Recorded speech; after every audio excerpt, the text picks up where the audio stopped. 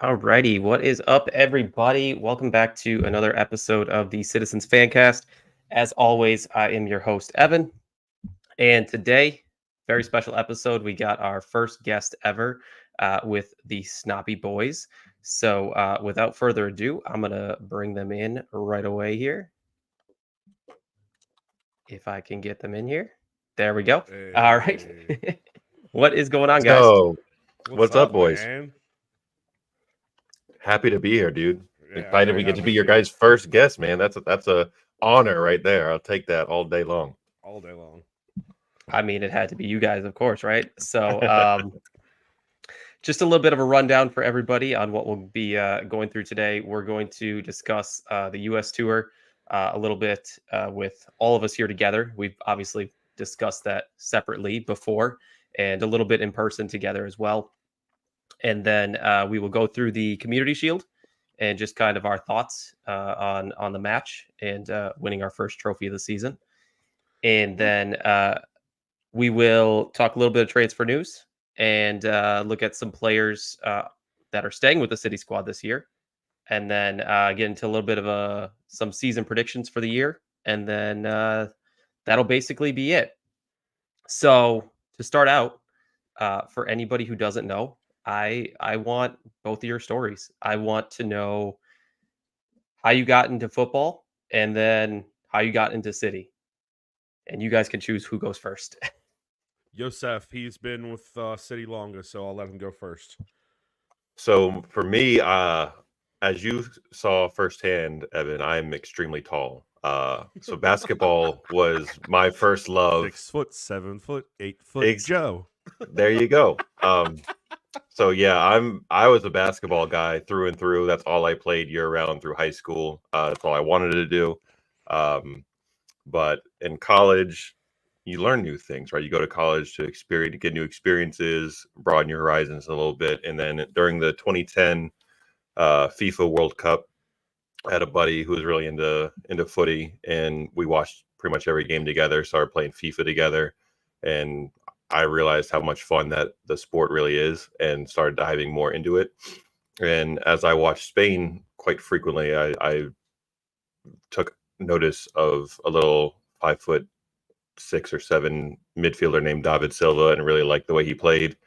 And then lo and behold, he was coming to City shortly thereafter. And I was started to play with Man City on FIFA. And I also played with a little bit of Atletico Madrid at the time, and I really liked Aguero on the game. So I was like, hey, I like him. I like Silva. Let's follow those two teams.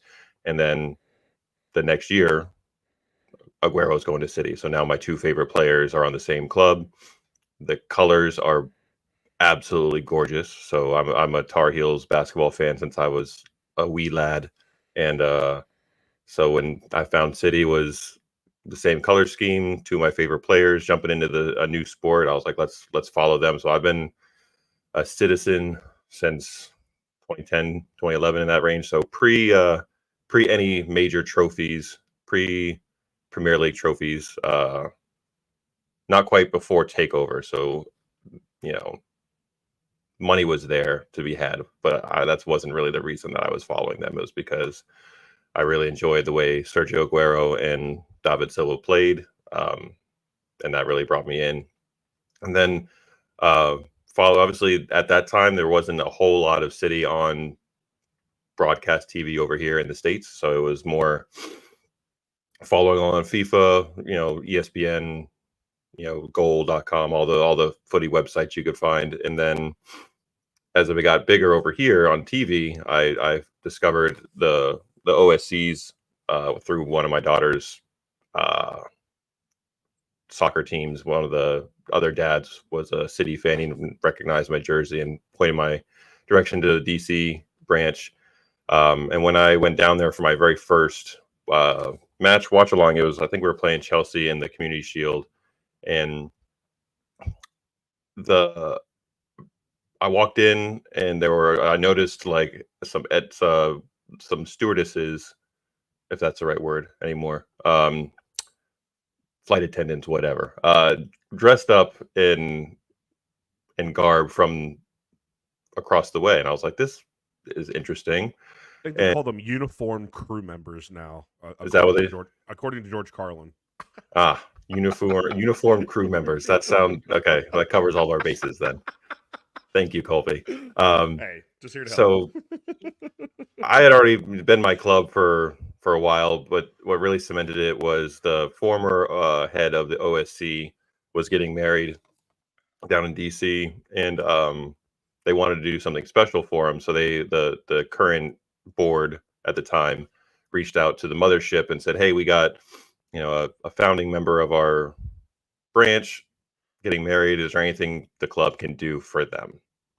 And they didn't just send them something; they went way above and beyond I could have ever imagined. I can't imagine another club doing something like this. They sent the uniformed crew members with a package to the bar. So they showed up. They had a video highlight package of all of the players wishing them a happy wedding, like name droppings, not just like, hey, happy, best wishes. All that. They were like, they had their names dropped in, and the uniformed crew members had a all expenses paid honeymoon from the club to them to like some gorgeous Caribbean island. So they paid for the club themselves, paid for their honeymoon, all expenses to a resort. And then when they got down there, the Premier League trophy was sitting in their resort hotel as they walked in, and the trophies were sitting right there. So that out of just an email asking what can you do, the club went that in depth for their fans. So that to me was like, okay, I am in. This club is my club. I bleed City Blue from till the day I die at this point, because you don't see professional clubs doing things like that for fans, especially fans that are 3,000 miles away and not like part of your local group. So that's and now I'm full on soccer dad. I coach. It's starting next week. I'm 4 nights a week with practices and everything. So now it's just it's footy all day. I don't really watch American football anymore. I barely watch basketball unless it's North Carolina basketball, and it's City, it's footy, and that's all I am interested at this point in. So I think I got it all out of my system. Thank you for letting me share. Long story, but that was 4 minutes of gold, if you ask me. Hey, yeah, good luck topping that one. Actually, I've got quite the story. I am the newest, probably out of all of us, especially in the podcast community. I, growing up in Pittsburgh for, well, at this point, a third of my life, I still hold my roots very, very strong and very near and dear to me. But growing up in Pittsburgh, footy just didn't exist. I actually got verification of that when we were at Columbus at practice. There was a bloke sitting in front of us. He happened to be from Pittsburgh, and he was falling into the sport just like I did. And, the one thing I asked him, I said, do you remember, like, soccer being a thing growing up? Like, he was like, no, it's non-existent. Like, you didn't exist. And the people who did were typically the upper class people or the kids that were scared of getting hurt in football pads or didn't know how to play hockey. It was one of the two, really. So in spite of that, moving, I ended up moving to the very peak of Virginia in 1999. I spent my middle school and high school very focused on sports. I played basketball, played baseball, I wrestled. I played golf for a season. shoot, what else did I do? I played football for a couple of seasons in middle school. Um, and I mean, Pittsburgh sports, I mean, that was my everything. That was my go-to. Soccer, football did not exist to me, really at all. And because I didn't really like the people in it, I thought most of even the American fan base were a bunch of douchebags, and that wasn't me. I mean, I'm kind of a douchebag, but We still accept but you though. thank you. Exactly. But to fast forward landing right here with City, it was COVID happened. Obviously, American sports were in a bubble, and it was, well, all sports were really in a bubble at that point. But I was starting to fall out of love with the Pittsburgh Steelers. They were doing at that point and still kind of not really good. Not Steelers football that I was used to growing up to, watching and stuff. Same thing with hockey. Pens were getting old, continuing to get old, and it wasn't as inspiring anymore. Not much of a baseball fan growing up, even though I played baseball pretty much all my life. I took disinterest in it. I just became disinterested in it because it wasn't the same when we were growing up. It wasn't like watching Barry Bonds and Mark McGwire and Sammy Sosa slugging, balls out of the park for 70, 80 games in a row. Even though, we all know that they were all drugged when they did that. But the glory of the game was gone. Basketball, Jordan era happened, and I stopped watching. It just didn't excite me. So, in spite of all that, I reached out to my best friend at the time, whom we've previously had with us, and then I've had other shows with Kyle. I just hit him up one day, and I was really interested out of nowhere, and I was like, dude, teach me the game. Just teach me the game.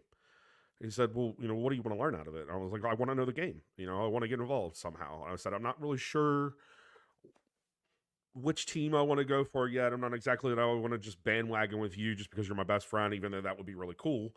I don't know your team yet. I don't know what they're about. I really want to get a real feel of the different leagues and understand different styles of play, and because of that, I started playing FIFA. That was the first thing he had me do. He said, play FIFA. Just get FIFA. Me and you will play. It's COVID. We're both home. We're not working. We'll play each other. I'll teach you this. I'll teach you that.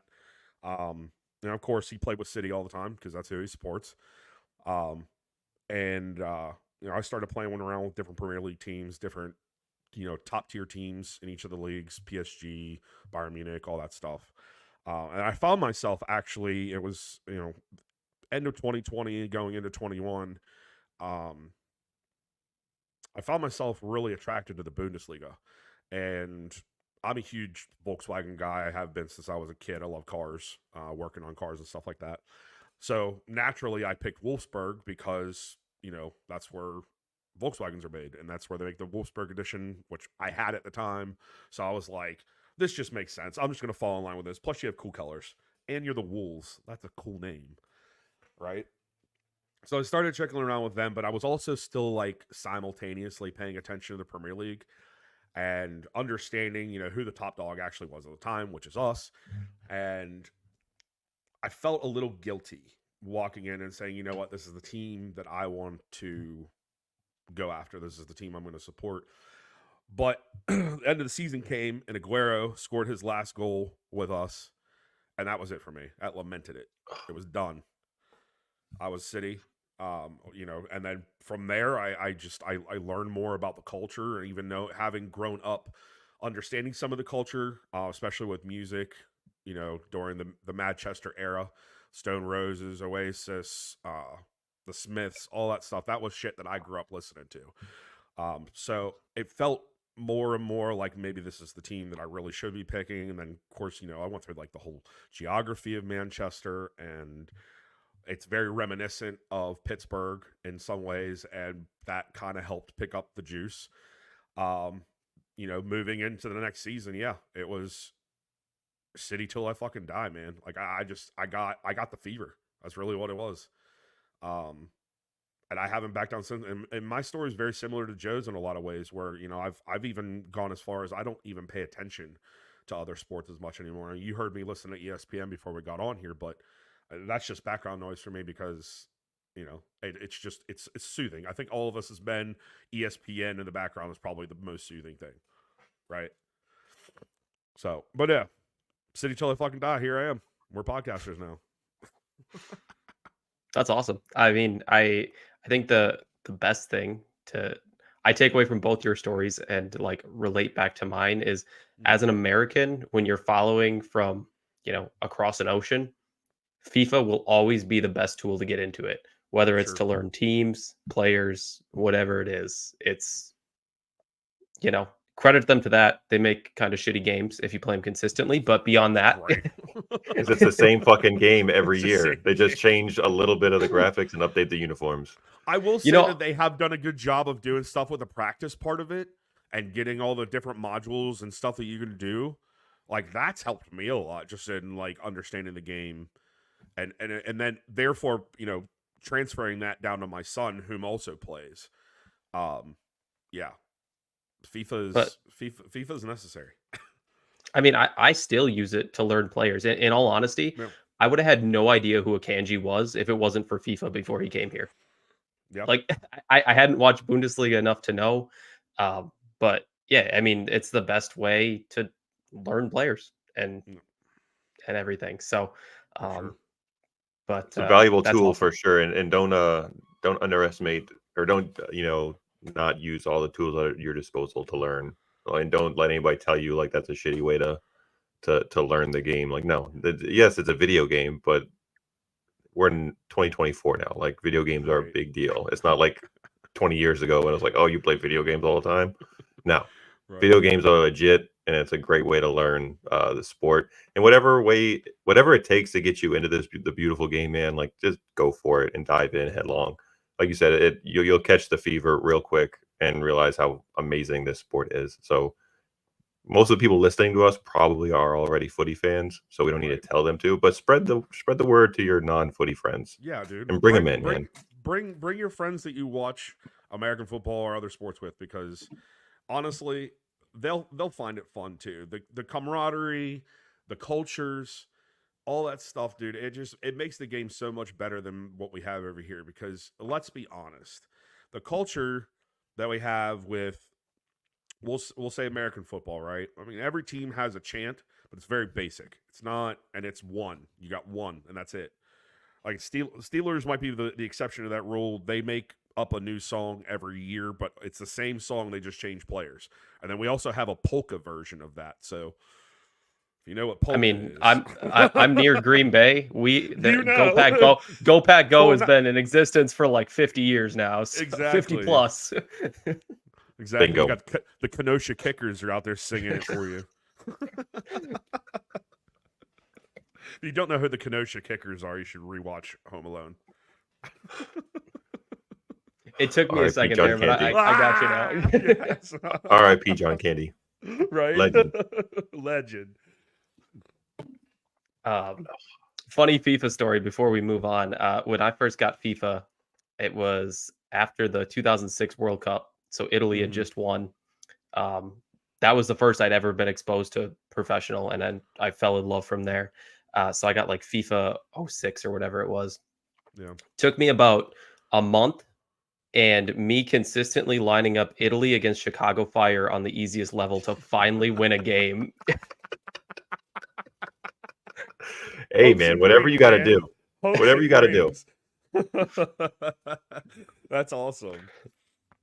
But with that, we'll get into the content eventually. But got both your stories. Let's get the Snobby Boy story. Who, how, when, where, why? Colby, why don't you go first, because it started not as Snobby Boys. It was something else, and then it kind of morphed. So why don't you lead off with how we started? Well, dating back to when I started watching the game, I got so hyped up about it and so frenzy and fanatic about it that I hit up Kyle and I was like, dude, why don't we podcast about this? I mean, there's like one other podcast out there in America, and at that point it was just the Noisy Neighbors. And then all of us started to show up. But anyways, I said, let's do this. This would be super cool. And he was like, yeah, he kind of pussyfooted around on it for a minute. Then we had a gentleman whom Kyle had met years back in our hometown here in Virginia. We have what's called Apple Blossom Festival. We are the biggest apple distributor in the country and producer of apples in the country. So we have a festival here every year. Well, this random British guy happened to make his way over here at that point in time. Shout out Alfie. He had hit Kyle up and said that he wanted to do the same thing, but not based on a team, but rather really all of football, considering that I was still at that time balancing between Bundesliga and the Premier League a little bit. I had really gotten into that Wolfsburg team that year, and I was just like, I got to finish it out at least. But I digress. He brought it across us. We said, fuck it, let's do it.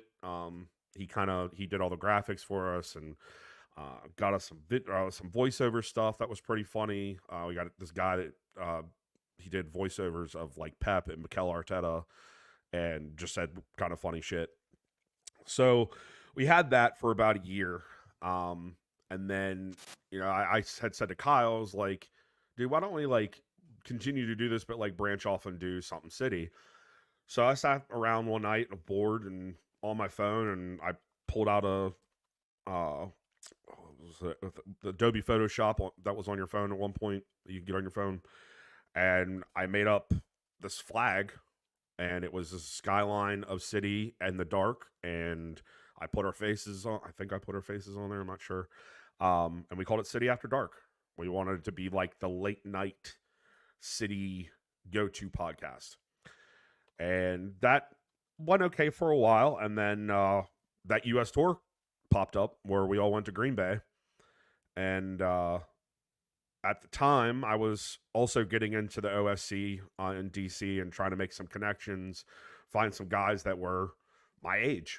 Because for the most part, that OSC is 45 plus, all from the DC area. Either you have, if they're in the or DC 25 area, and under, or 25 and under, right? There's no in between. Joe is the only in between, and he was in the comments on the social media page that they have, and I caught the picture of him and I was like, he looks like he's about my age. I'll just start rapping out with him. And he sounds like he knows what the fuck he's talking about. And I probably can learn from this guy, right? So I hit him up and I was like, hey, man, how are you? You're going to Green Bay. That's awesome. Let's meet up. So we did. We actually had gotten that flag made up with City After Dark. Went to the pre-party with Zaba and Jolien Lescott. And we met Joe beforehand, walked in, got our shitty free beer. And Evan, did you go to the fan fest thing they had? I went, and like there was a ton of people, and I was like, I don't know if I want to stick around here. And I was like, I can get a shitty beer, or I will keep my little token as a memento. So I walked out with my token, and I was like, I'll go find a beer that I know I like. That I enjoy, right? Yeah. Right. Oh my God, it was awful. And it was warm. And it was hot out that day. Sticky, the dude white girls were walking around handing out free wipes for everybody, which was awesome. Completely needed at that point in time. So yeah, I mean that's the inception of the Snobby Boys was actually made on that night post the second delay when we were pushed into the corridors and we were chanting with everybody. That's kind of when it started. When it officially jumped off was probably what, Joe? Like right at the beginning of the season? Yeah, it was probably around this time last year. Yeah. Yep. Yeah. We started off, and we wanted to go really strong. Unfortunately, we kind of petered off there for a little bit because there were certain antics that I was not having from said best friend. So we took a break. I think everybody noticed that. And we came back after having met up at Union Station where they put the trophies on tour. We met up there with our families for the Luton Town match, and they presented the trophies and all that shit. Shawn White Phillips was there, and we were in line for something, I think, to get a picture with the trophies, just me and him. And I looked up at him and I said, "You want to keep doing this?" And he's like, "I never wanted to stop." So here we are, loud and proud. Snobby Boys. Awesome. Definitely Yeah, it cooler was than one- my story, but it's an awesome story. Yeah, it was one of those. I when I found out, because I at the time I was pretty heavily involved and active with our Capital City Blues OSC, and when the U.S. tour announced and I decided I was going to go, I was trying to organize shit for them, and I was one of the one that they sent the big flag with to like to hang up and everything. So I was active in the group, and then I get a DM from this guy Colby. I was like, "Who's this dude? Where do I've seen him around somewhere. Let me investigate this a little bit more." And we just hit it off, and then really I was at the pre-match event hanging out, turn around, and this big old short thought Everybody shorts Italian you, dude, motherfucker. exactly, at the time assumed Italian guy, put his arms up and screams "Joe" really loud, and comes up and gives me a bear hug. And like the rest of the time that we spent in Green Bay for the match, and then afterwards we went to one of the local watering holes afterwards to get some drinks, and it was just natural, the interaction. It felt like we had known each other for a lot longer than we really had, and then it just kind of blossomed from there. We talked on a regular basis. I had already been doing a little bit of podcasting with my buddy Zach and a couple other friends, but nobody ever really seemed to want to take it as seriously as I did at the time, and it got discouraging for a while because there was no consistency. Felt like I was doing all the work just to get things going, and then I saw Colby and saw his passion for this and recognized a kindred spirit, if you will, and it just kind of grew. And like you said, the hiatus happened for a bit. We weren't sure what we were going to do, and then I'm incredibly grateful to him and thankful that we decided to keep going, because this has become such a big part of our day-to-day life and everything. So it's, and then culminating with our Columbus tour stop, like that was just absolutely so much fun. The two of us and then my buddy Zach joining, it was just so much fun. So I'm excited and thrilled to see what happens going forward for all three of us with our podcast journeys.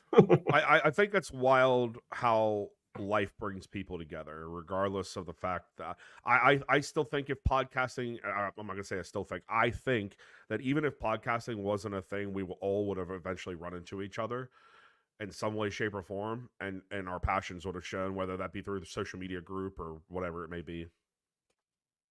I mean, look, Joe and I met before either of these podcasts existed. I met you before I met Colby, Evan. So yeah, literally by like 12, 13, 14 hours. But like, yes, yeah. And little did we know when we were watching training together that we both were kind of into the podcast game, and it never really came up because we were just both like in awe of like, hey, that's Man City, like right in front of us watching. That's Kevin De Bruyne. That's Erling Haaland. Like he just signed, and we're getting to watch him like run around and live and in person at Lambeau Field, which is wonderful.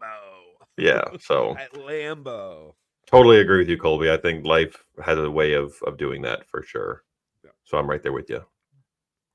Yeah, definitely. So let's get into, we've obviously talked about the Green Bay tour. Sure.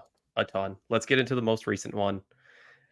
Obviously, we all had a great time.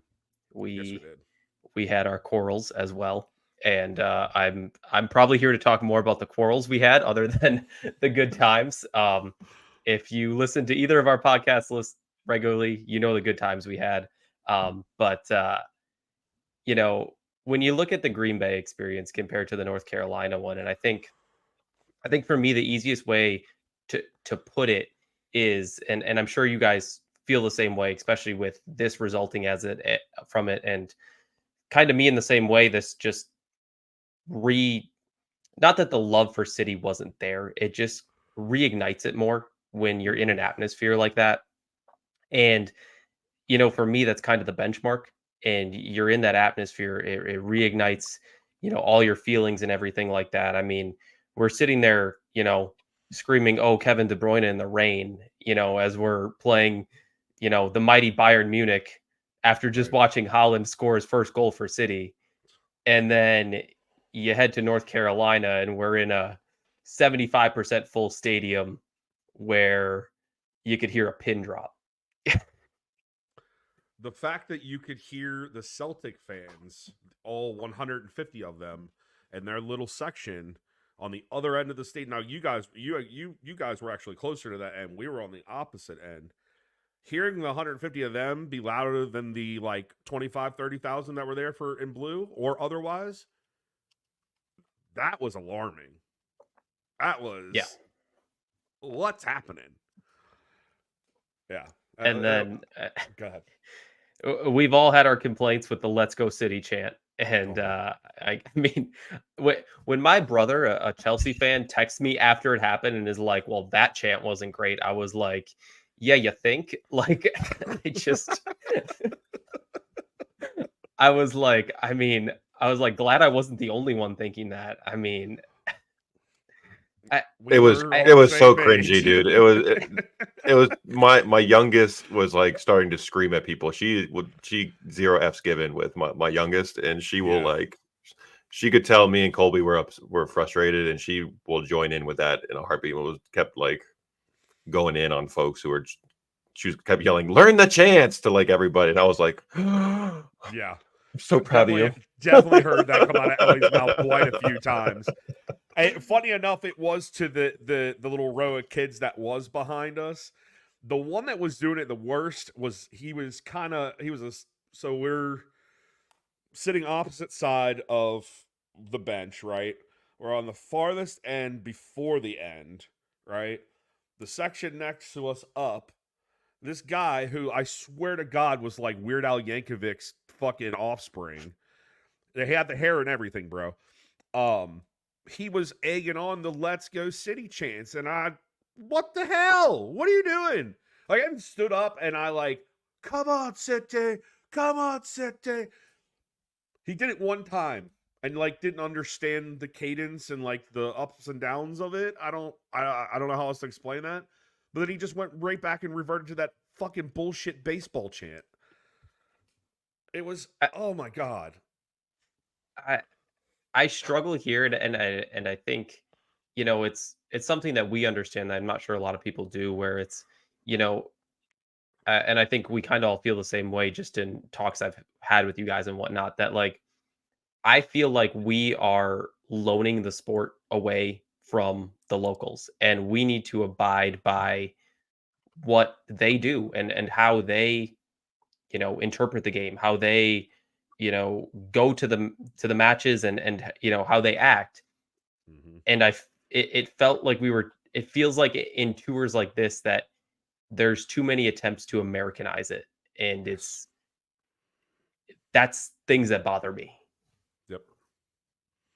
I mean, if anybody's seen in the past episodes that we've had, even with we did a Chapel Hill recap or review. I obviously went in on this whole thing, and it is alarming that this generation of people that are coming into this team are Americanizing it. There is a culture already in place. It's one that we have to respect. It's no different than if people were to come to our shores, right? And we'll say for sake of argument, we're talking about somebody over there who's an NFL fan. They got a team that they like, whatever. They happen to like your team. They go to the game with you. What are you supposed to do? You're supposed to teach them the culture. You're supposed to let them in and what's going on. That's not saying that, local City supporters don't do that, because they will. They're more than happy to hand out knowledge. They're more than happy to assimilate you in as long as you're willing to learn.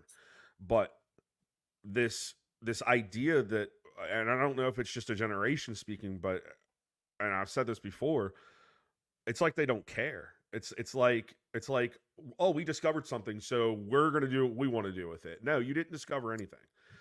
It's already been there. It's been in place for longer than the sports that you've been watching have been in place, and it's only right and respectful that you learn their cultures and their ways. Because if we go over there, you know, whether it be France, Germany, Italy, Greece, Turkey, you're kind of expected, even as an American, but more so as just a tourist, to kind of know what the culture is that you're coming to consume, right?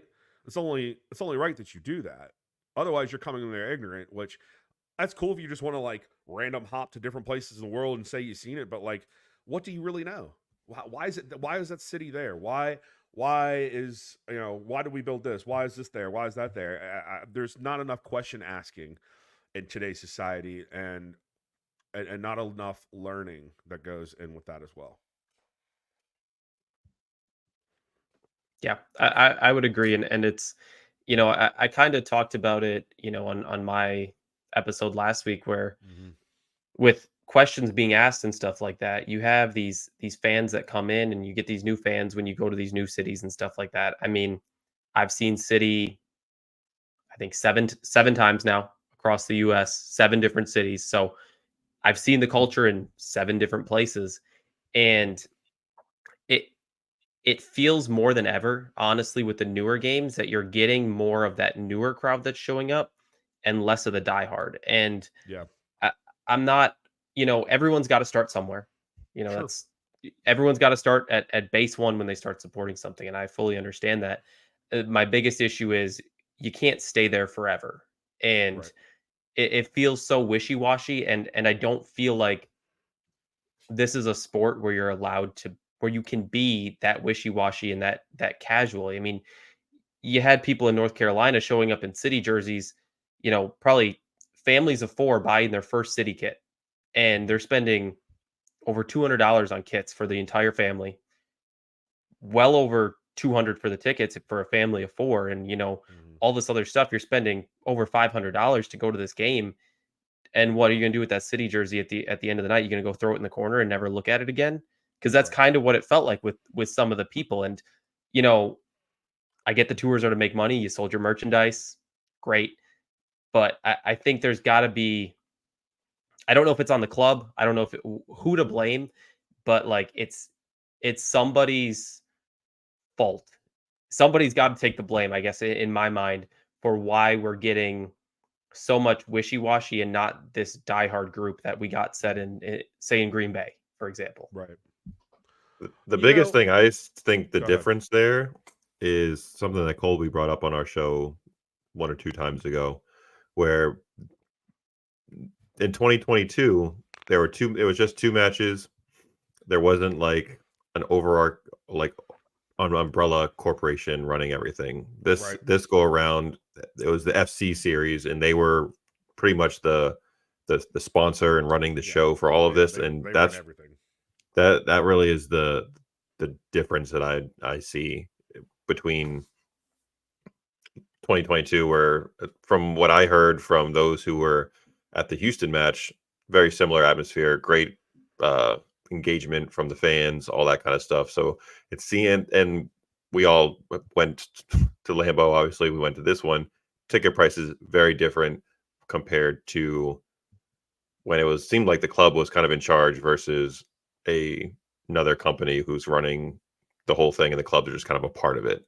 So it certainly felt like the corporate side where it was taking lead on all things this go around, when it came to match day experiences, when it came to who was getting tickets, where they were being sat, all that kind of stuff. So it was just very different vibe, and I think it starts with those who are running the whole tour, because it wasn't just City. There were several teams over here that they were all part of this. So I think that, to me, that was the biggest thing. Colby, what were you going to say?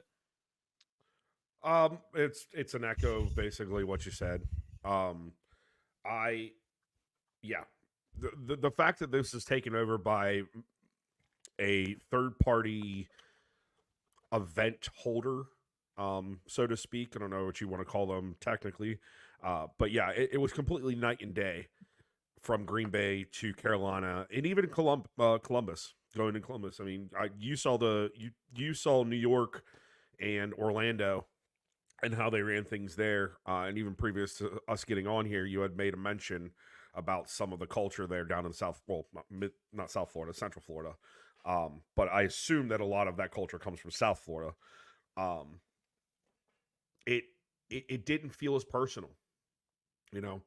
When we were in Green Bay and getting that chance to go into the fan event before the match, and getting to listen to Jillian Lescott and Pablo Zabaleta talk, and getting to see other OSC members, ones that you've seen online, ones that you might know from this, that, or the other,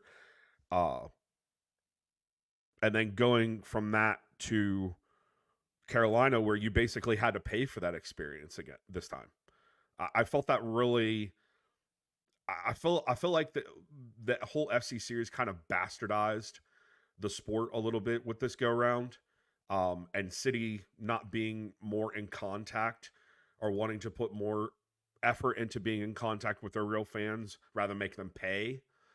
I thought that was a bad touch, especially if you're trying to help grow the sport. I understand capitalism is capitalism. You know, if you're not making money, you're not growing. I get it. But all in the same, you need to give some of these fans, much like us, you know, and several of the other podcast groups that are in the U.S. and OSC members, you know, people who pay every year to be a part of this club, they should get first grant at being able to go and see players, meet Holland, meet Pep, meet Oscar Bob, whatever it may be, you know. I think if you notice when we were in Columbus at practice, and I know we'll get to Columbus here in a little bit, but I just want to make this apparent into what I'm saying and make it a little bit more obvious. We were both sitting on the same side of the field, basically. Evan was down at the end. We were on the far side. If you looked across the pitch, there was, I forget what it was called, but it was basically a lower level club. I assume that they allow the Columbus Crews, you know, OSCs and stuff like that. That's where they party at, and then they go up to their seats or whatever. There was a little area there marked to the left of that where, again, it was like a paid experience. It had to have been a paid experience to go down there and get signatures from Holland, from Grealish, from Bob, you know, and that's okay, I guess. But all in the same, it's taking, again, away from the people who really care about this club. Yes, not all of us are money bags. Americans are not all rich. I can promise you that. So to be able to even get to that, I'm sure was a very costly thing to do. But even in that happening, we watched age-old Blue get passed over by some of the players just trying to get his book signed. If you guys know, I'll pull the book down here for you. Nigel Gregory, he wrote a book called To the Blue Moon and Back. You guys get a copy if you're Blues. Go on Amazon to find that. Players were overlooking him and getting passed by other people, and they were blocking him out. And I was like, that's so fucked, man. This guy traveled from Manchester. He's been following this club his whole life. He has come to every tour. He's been to basically every game for the last like 30 fucking years. And you're gonna treat him like that? Oh, that rubbed me the wrong way, man. It rubbed me the wrong way. It can be better. It can be better going forward. But we'll talk more about that, I'm sure, throughout the show.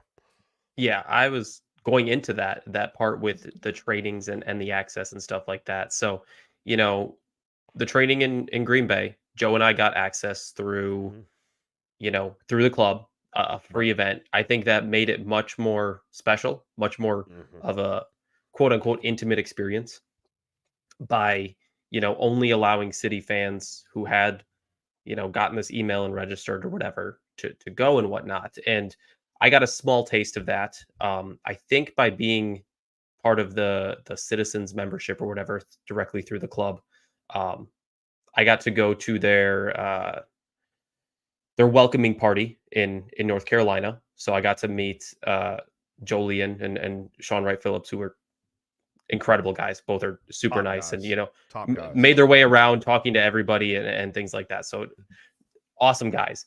And but I got to the match day, and it turns out that there was an autograph session the day before. I think on Saturday or Sunday before the match with Oscar Bob Ederson and a couple of the other young guys. And it's kind of like, I I'm didn't know paying about for that. I'm paying for my city membership. I'm paying for Yeah. my OSC membership. Why am I not finding out about these things until I hear it from somebody else who was part of the Raleigh group, the MCFC Raleigh? And he said it, and he's like, "Oh yeah," he's like, "No one really knew about it besides our group." And we get to Orlando, and I see a picture on Twitter of someone posing with Ederson and Oscar Bob, and I'm like, what am I paying for if I'm not being allowed to get Right. this information? And you know what? It's like, you know what? I'm 28 years old. That stuff's, you can say that stuff's for the kids. Yeah, but you know what? It'd have been pretty cool to meet Ederson and Oscar Bob at the same time, even at my age. Well, but even still, regardless of age, it's the fact that we live 3,000 miles away from this place, and it's not exactly accessible to us all. Right. It's a very expensive vacation to go there and even get the chance to be that close to one of these players. The fact that, like you said, that we pay for a membership through the club plus an OSC fee every year, and you're just finding out hours before or after the fact, that's bullshit. That's I really felt like just hearing you, Evan, say that really bothers me, What? because that is not that to me is not the club. That, and this is something that Colby and I have touched on with the OSCs in the past. That is some gatekeeping ass mentality. That seems like that crew wanted to keep it just for them. Yep. They didn't want to include anybody else, so they kept it a secret pretty much amongst their crowd. And it really feels like whenever the club comes here, the people who are the big wigs at the local OSCs get a lot of extra special treatment that they don't then pass down to the rest of the groups or share that information, because it really, every time I notice, I'm a noticer. I look and I see what's going on with pictures. The You know same who's who at individuals, this point. the Exactly. same people are in every picture getting all the same experiences that the rest of the folks who also pay the same membership fee that they do get all of the special treatment. And I think that needs to stop ASAP. And Yep. what you just said, Evan, confirms everything that I've been feeling. So that is super not cool. So I hope, and I love the camaraderie of going, like I loved going down and watching matches when the Capital City Blues were the Capital City Blues. And it was raucous, it was chanting. That didn't happen anymore. And I miss that. And I wish it was different. But man, we got to do better and stop the gatekeeping stuff. Like, we need to be way more inclusive and share out that information and welcome new members, spread the word more, and during these tours, not hog all the cool experiences just for the board members, and not share that information with the rest of your groups. Like that's not cool. Especially when you've got a relatively small OSC compared to the rest. I think the biggest OSCs in the States right now are New York, and this is, in list. New York, Philly, DC, Dallas might be before DC, actually. And then it kind of peters after that. It's not even close to numbers. We're talking 500 to 1,000 versus less than 100. You know what I mean? Yeah, And this is one of those groups that's probably just peaking over 100, and they're keeping that from people. That's bad play. That's not good play. I'm trying to figure out how, when they came to Green Bay, how the Milwaukee group got nothing, because I know for a fact the Minneapolis group did, and Milwaukee's a hell of a lot closer to Green Bay than Minneapolis is. I think part of it goes with level of interaction with the club. I know Chris and Liz Schindler, I'm pretty sure they head up the Minneapolis OSC. They do a lot of posting for the club, and just being kind of social media personalities in a way. So I can kind of see where they may have gotten preferential treatment in that, but that also just goes right back into what we were saying. Furthermore, you canceled out the home state OSC over another. That's bad form as well. I think part of it also is, do the OSC chairman, board, whoever, have a relationship with the folks who are the Man City US representatives that run things on this side? I, at the time, had I'm looking at you, bro. had a got word. We had a discussion not before word. you got on here, so Yeah. I see, Sixth Sense. I just knew. But I think a big part of it is certain folks have a relationship outside of that with certain members of the Man City US folks, and they leverage that to get what they want, pretty much, and get somebody's sucking somebody's booty hole is what it is. And hey, like, I don't want to sound like sour grapes about that, because there's perks with every relationship, job, all that kind of stuff. Like, everybody you take advantage of those kind of things, but don't, like I said earlier, don't then withhold that kind of stuff from your members that you're also trying to like boost up, and the rest of the city community, because we're supposed to be one big family that all love the same club. Right. And that kind of behavior doesn't promote that. It creates division, and that's the opposite of what anybody wants around here. We want all of us to be on the same track. And I mean, that, as big as this club is now, especially over here, we're the biggest European team that's followed in the US now. That's hard to do with such a diverse group of people coming from such a gigantic country, with people that are from different areas and very different backgrounds and all that kind of stuff. That's very difficult to do, but just keep in mind, we're all wearing the same badge on the front of our shirt, and that's what we're here for. Yep. Yeah, I mean, there's some really good OSCs out there. I will say that. There is absolutely, with all the tickets coming out and pre-sale codes. I don't know the name of who the person is in charge of the San Antonio group, but I was going back and forth in DMs with the San Antonio group, giving them information, and we were passing information back and forth. So shout out to them if anyone's watching. That's how it's supposed to be. Shout out Frankie G from the San Antonio group. He's a dope guy to talk to.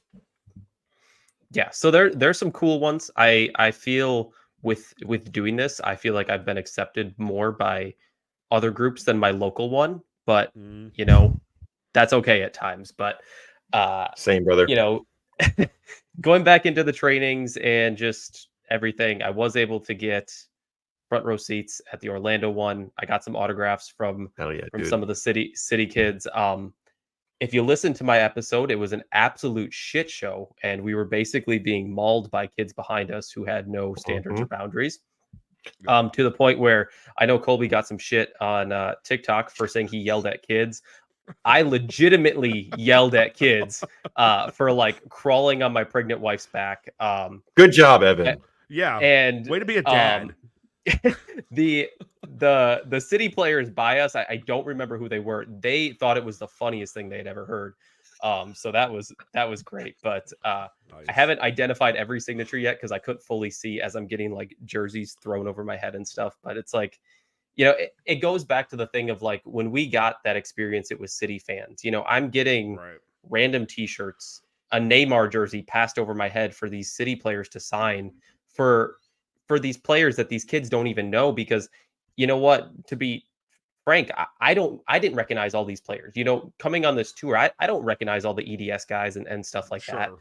So, they're freaking out and stuff about that, like that for players that they don't even know, just for, it's cool for them. And I understand that, but it's like, when you act like an idiot, you ruin it for everybody, because there's a lot of players who saw that going on and just went right around it. Yep. And they want no, rightfully so.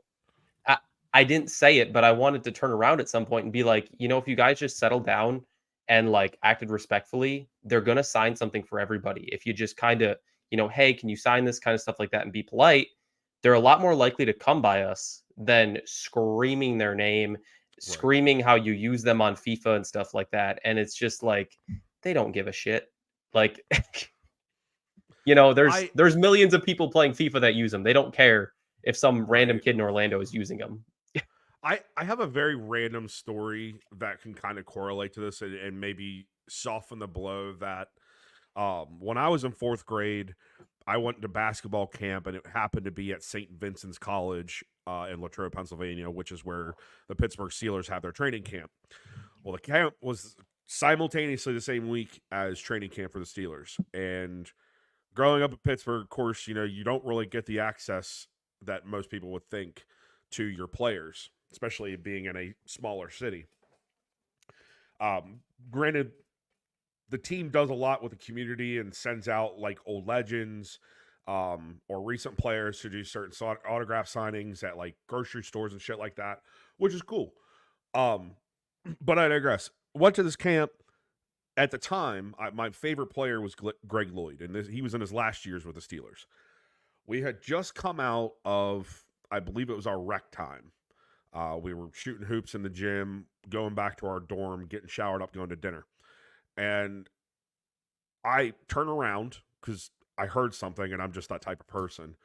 And I see this guy, this big black dude, in a mask, or like a bandana mask over his face, and it says 95 all over it, which is his number. What's a kid going to do? Especially when he sees his favorite player, he's going to fucking run up to him, right? Well, I ran too fast. I ran way too fast.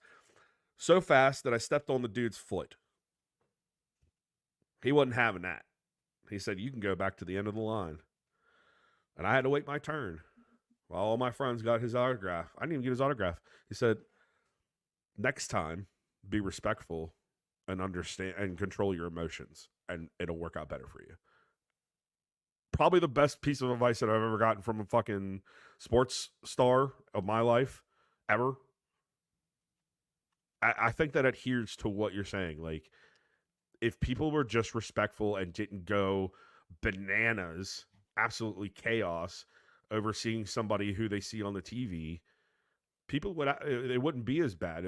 These experiences that we're having with having to pay for seeing these people rather than just doing it naturally, it probably would happen if we didn't have people who acted fucking nuts. Yeah. And that's my little story. Well, it's perfect. I think that relates perfectly because that's exactly what Evan was trying to impart to the younger group, which was don't be a jerk and behave yourself, and you'll get received much better from these players. And I'm glad that they didn't reward the shitty behavior of the kids behind you guys, because that just encourages it even more, because that's just like there's consequences for your crappy behavior, because clearly I'll say it fine, their parents ain't doing the right things because their children are acting fucking crazy. So if they're not going to do their job and parent their child and instill some discipline in them, somebody's going to exactly. The first thing I said to the first thing I said to my wife Kayla when I left is, neither of you two would have allowed that. Because it's I saw how well behaved your children were in the small 5-minute interaction I had with you guys in North Carolina, as it should be. And I have a somewhat unrelated story of kids acting normal with your story of meeting NFL players. So through my playing in my youth days, just in Green Bay and whatnot, you get access to meeting some Packer players at some times. So nice. I played indoor, and there was indoor football, as in like NFL football, for kids there. And we're warming up one game, and one of the kids looks over and he's like, "I think that's Donald Driver." And so this was peak Donald Driver time, around when the Packers won the Super Bowl stuff. Mm-hmm. And one of the kids on our team, kind of quiet, just kind of like peeks over in front of him, and he's like, "Hey, are you Donald Driver?" And he replies, he's like, "I'm pretty sure I am." And he's there watching his kid play, and he lets all of us come up individually and take a picture with him. And it's just where, if you act respectful and you don't act like wild animals, they're humans at the end of the day, and they want to be treated like that, Exactly. not like zoo animals. Exactly. They are not objects, people. Right. So, with that being said, that took a really long time because we're an hour into this. That's all right, man. Let it roll, bro. I think we can take a small intermission, and I have to run to the bathroom. And if you guys want to do the same thing, and yeah, we'll take a little break here, and then we'll pop back on in a minute or so. Sounds good.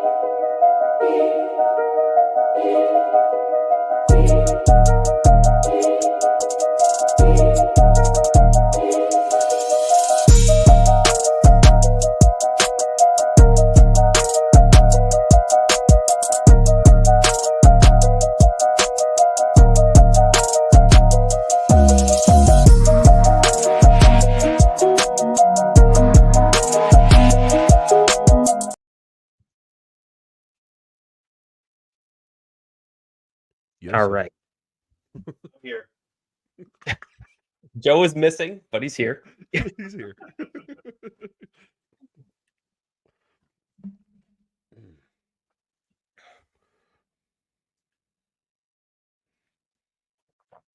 We'll give him a couple more seconds here before we get back going. Sure. I can hear you guys, so if you want to roll, I'm listening. All right, perfect. So with that being said, an hour spent on the friendlies that don't matter. Let's get into the friendly Right. that also doesn't matter unless you win it. And we'll jump into the Community Shield. And so we'll start off with the lineup. Ederson, Rico Lewis, Akanji, Ruben Diaz, Guardiol, Nico Riley, Kovacic, James McAtee, Oscar Bob, Holland, Doku. Any surprises with the lineup for you? Because for me, I felt it was a little stronger than I expected. I expected a little more inexperience in the lineup. And I don't know if that's just, there's been a lot of players going out, whether that's been on permanents or loans that, featured in the preseason tour. I know there was rumors of Phillips potentially starting. Obviously, we didn't see him. I assume that comes down to a trust thing. But I'll let you guys give your thoughts on the starting lineup. Joe, go ahead, start. It's about what I kind of expected. The only surprise, I guess, for me was Doku starting because we'd learned that Jack had got injured in training and needed to be replaced. But I thought Diaz would probably be out there. I didn't think Pep was going to give Calvin a run out there at center back at that point.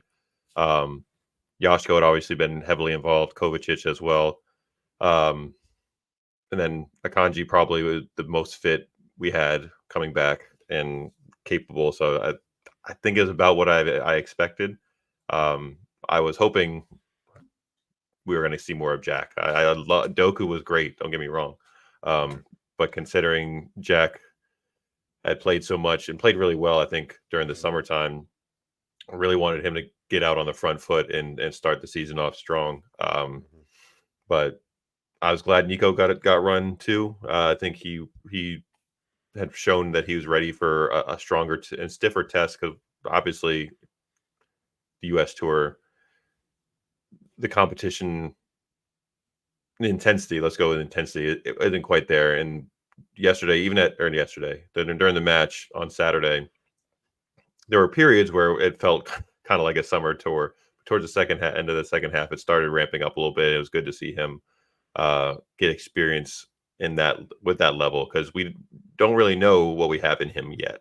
But I think starting lineup wise, that's probably what I expected. I was glad that it wasn't straight youth and we got to see some of our main first teamers back. I will have to concur for the most part.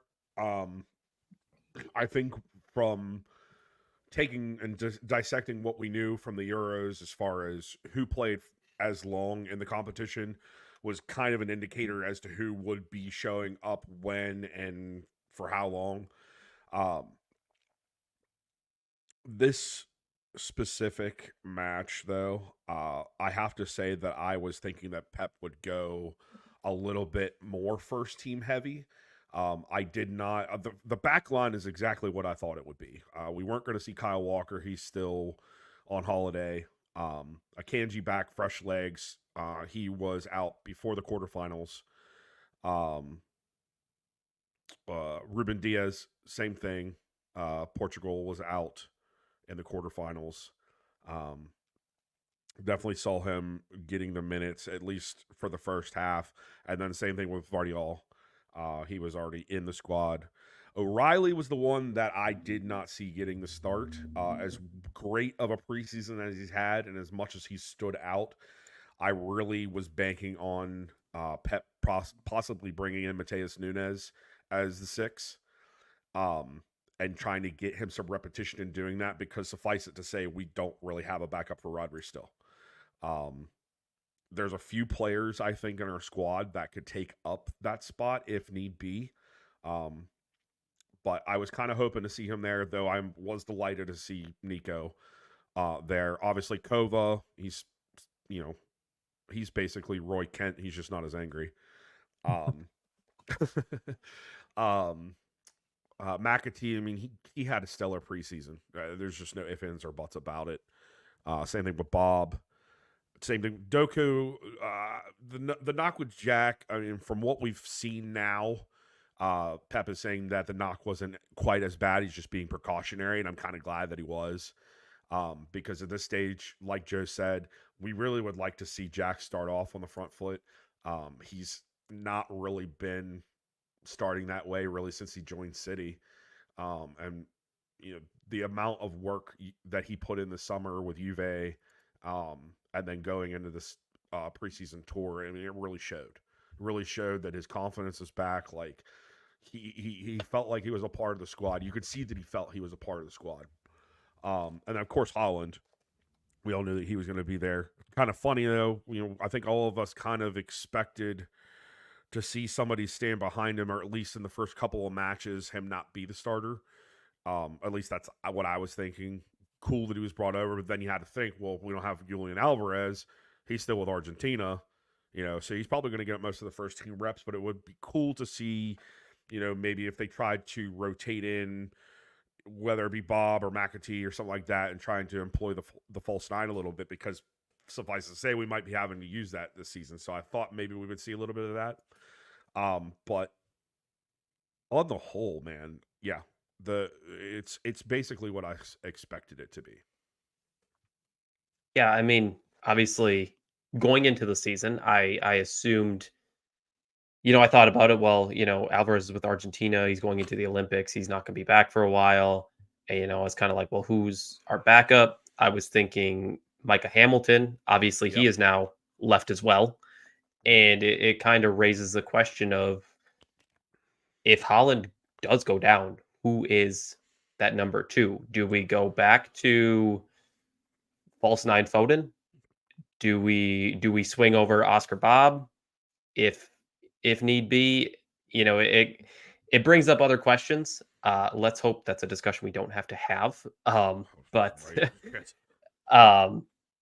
we'll keep moving along here into the game. So obviously, the only goal in the match was Bernardo's with an assist from Oscar Bob. But from the start of the match, I guess you could kind of tell it was an early game, from my perspective at least. Seemed a little rusty. Yeah, we misplaced passes, just not really clicking fully. First thing I noticed weirdly, it felt, and I don't know if you guys noticed it. It's just when we had possession, whether it was Rico Lewis or Oscar Bob, I want to say that I think they have such great chemistry together. Just kind of Yeah. knowing where to be based on where the other one's going to be. If Oscar Bob is on the right wing, I want to see Rico Lewis at right back the entire time because I think Pep likes having an extra midfielder, and if Mhm. one of them moved center, the other one was out wide, and vice Yep. versa. And they did a perfect job, not over congesting the middle, not being each other's space on the outside, and I think they Mhm. worked really well together, being able to do that. I have to agree with that.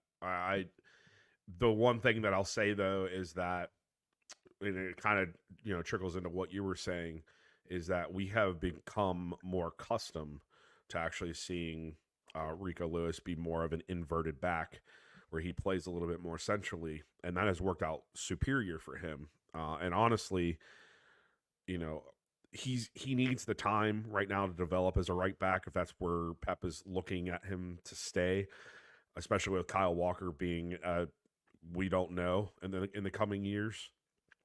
And it's very hard to replace a Kyle Walker. I mean, that speed is bar none what has kept us in title contention in these competitions many a times. And you can definitely call on that, especially with Champions League and being going up against Real Madrid.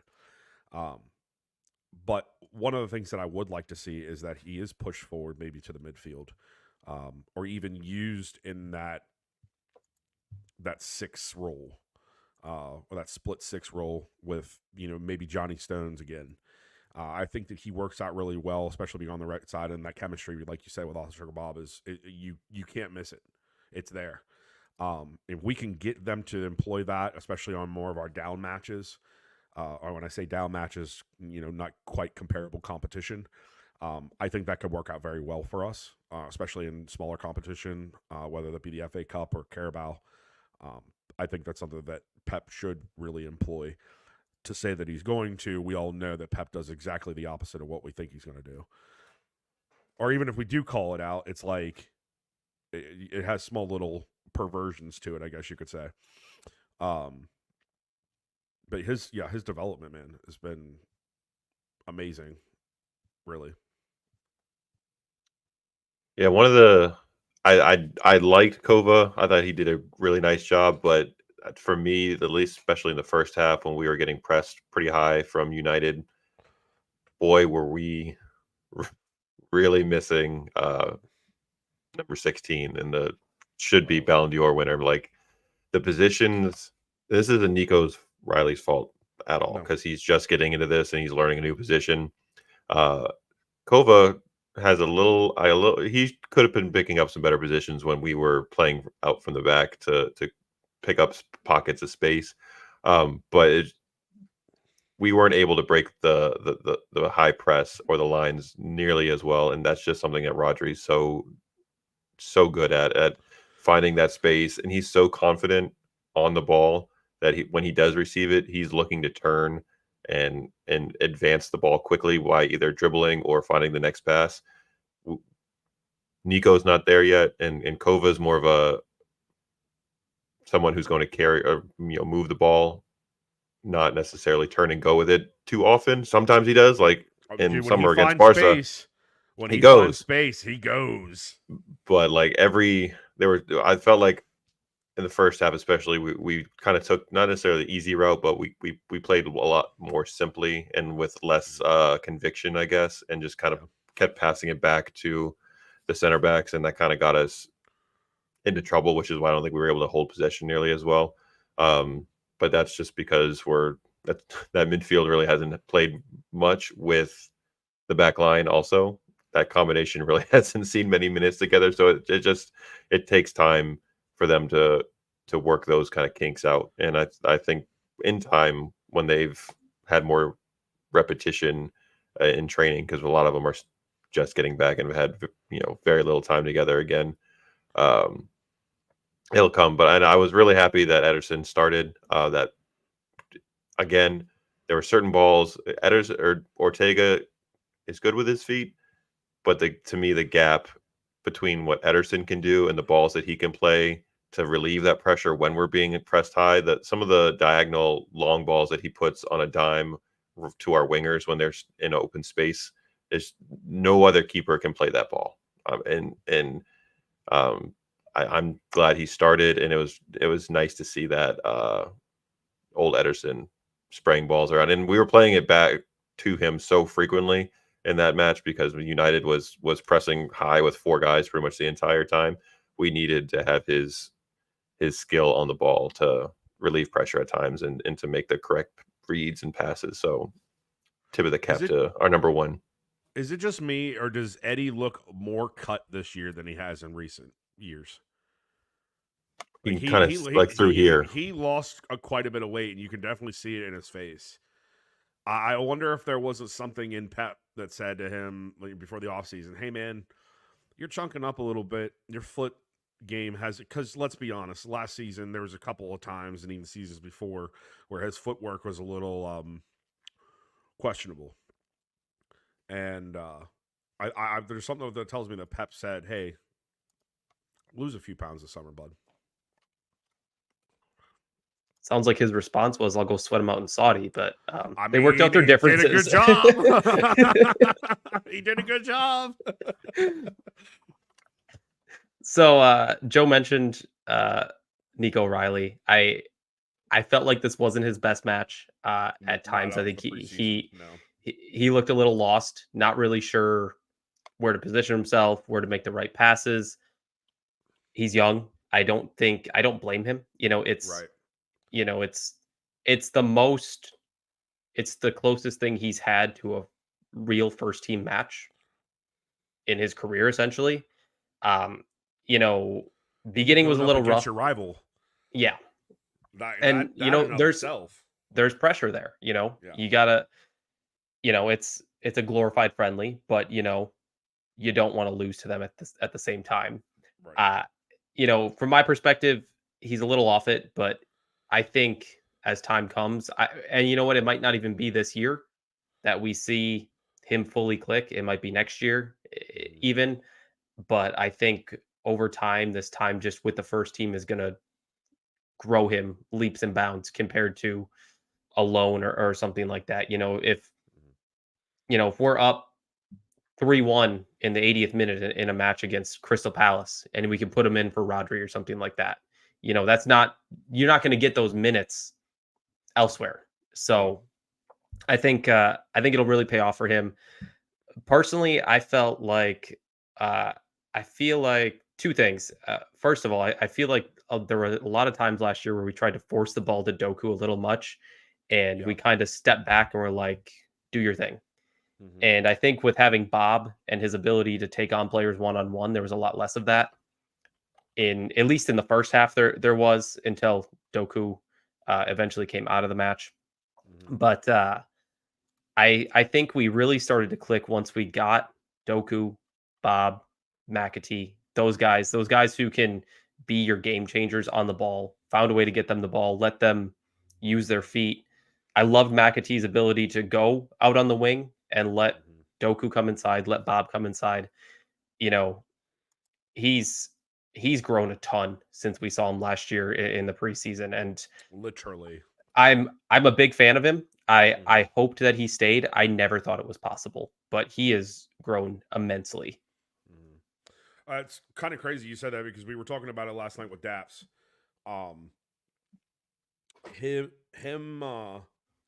Him going over to Sheffield was probably the best and the worst thing for him. More so on the best, because like I said last night, Sheffield basically put that team on his shoulders, and I think that James McAtee needed a leader type role in order for him to shine with us, for him to say, you know what, I'm going to take this on my back. I'm going to do the best that I can for you guys. And I'm pretty sure he was their top goal scorer last season, if not one of the top. And even in just the year, really over the summer and the time that we hadn't seen him, he literally grew physically from last season and the season before. He's definitely got, like Joe said, his man body. His shoulders have filled out. He's a little bit taller. You can definitely see the muscular definition in him a little bit more.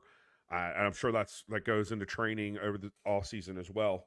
But I can honestly see him at this point, and I've for the last few seasons that we put him out on loan, I kind of saw him as Kev's replacement. I think that he fits that style of play decently. I mean, you can't be King Kev. Nobody's going to be King Kev ever. But I think that he fills the role pretty well, and as he matures, it will only get better. His ability to put the ball into certain spaces should be noted more than anything. And that was one of the things that Pep said is he plays the style of ball that I need right now, and this is why he's staying. Couldn't agree more. I mean, even from just our first sightings of him in Chapel Hill, he, like we've said, leaps and bounds from where he's been. He's definitely matured. That's the big thing, and I think that's what he needed. And me saying that with Sheffield putting the first team on him, that helped him mature. That helped him bring into a top-tier side like ours and be able to be in the same mindset or the same frame of mind as everybody else on the squad. I would agree, and I think it's kind of where Pep saying it's the player who he needs him to be. It's a player like Foden where you don't want them to be afraid to be confident in themselves. Right. You don't want them to go out there and be afraid of the moment or afraid of messing up. You know, if you got the right intentions and you're doing your job, it's not going to backfire on you in this lineup. You know, we've seen Pep punish players for mistakes in the past, but you know, as long as you're not being egregious, you're going to get your minutes in this squad. Yep. Yeah, just don't be a Cancelo. Right? Just don't be a Cancelo. What the hell? We'll talk about him later. Okay, I was going to say side tangent. We'll talk about him later. All right, cool. There's tons of things to say there. Last thing on the first half, from what I saw from Bob, I don't know why anybody thought we needed Neto in any aspect to come into this lineup. We got wingers for days. Yeah, I mean, we don't need another one. Even if they're indirectly not a like out and out winger, we still have them, right? We have 4 top quality, and that doesn't even include Bernardo or Phil who can play out there.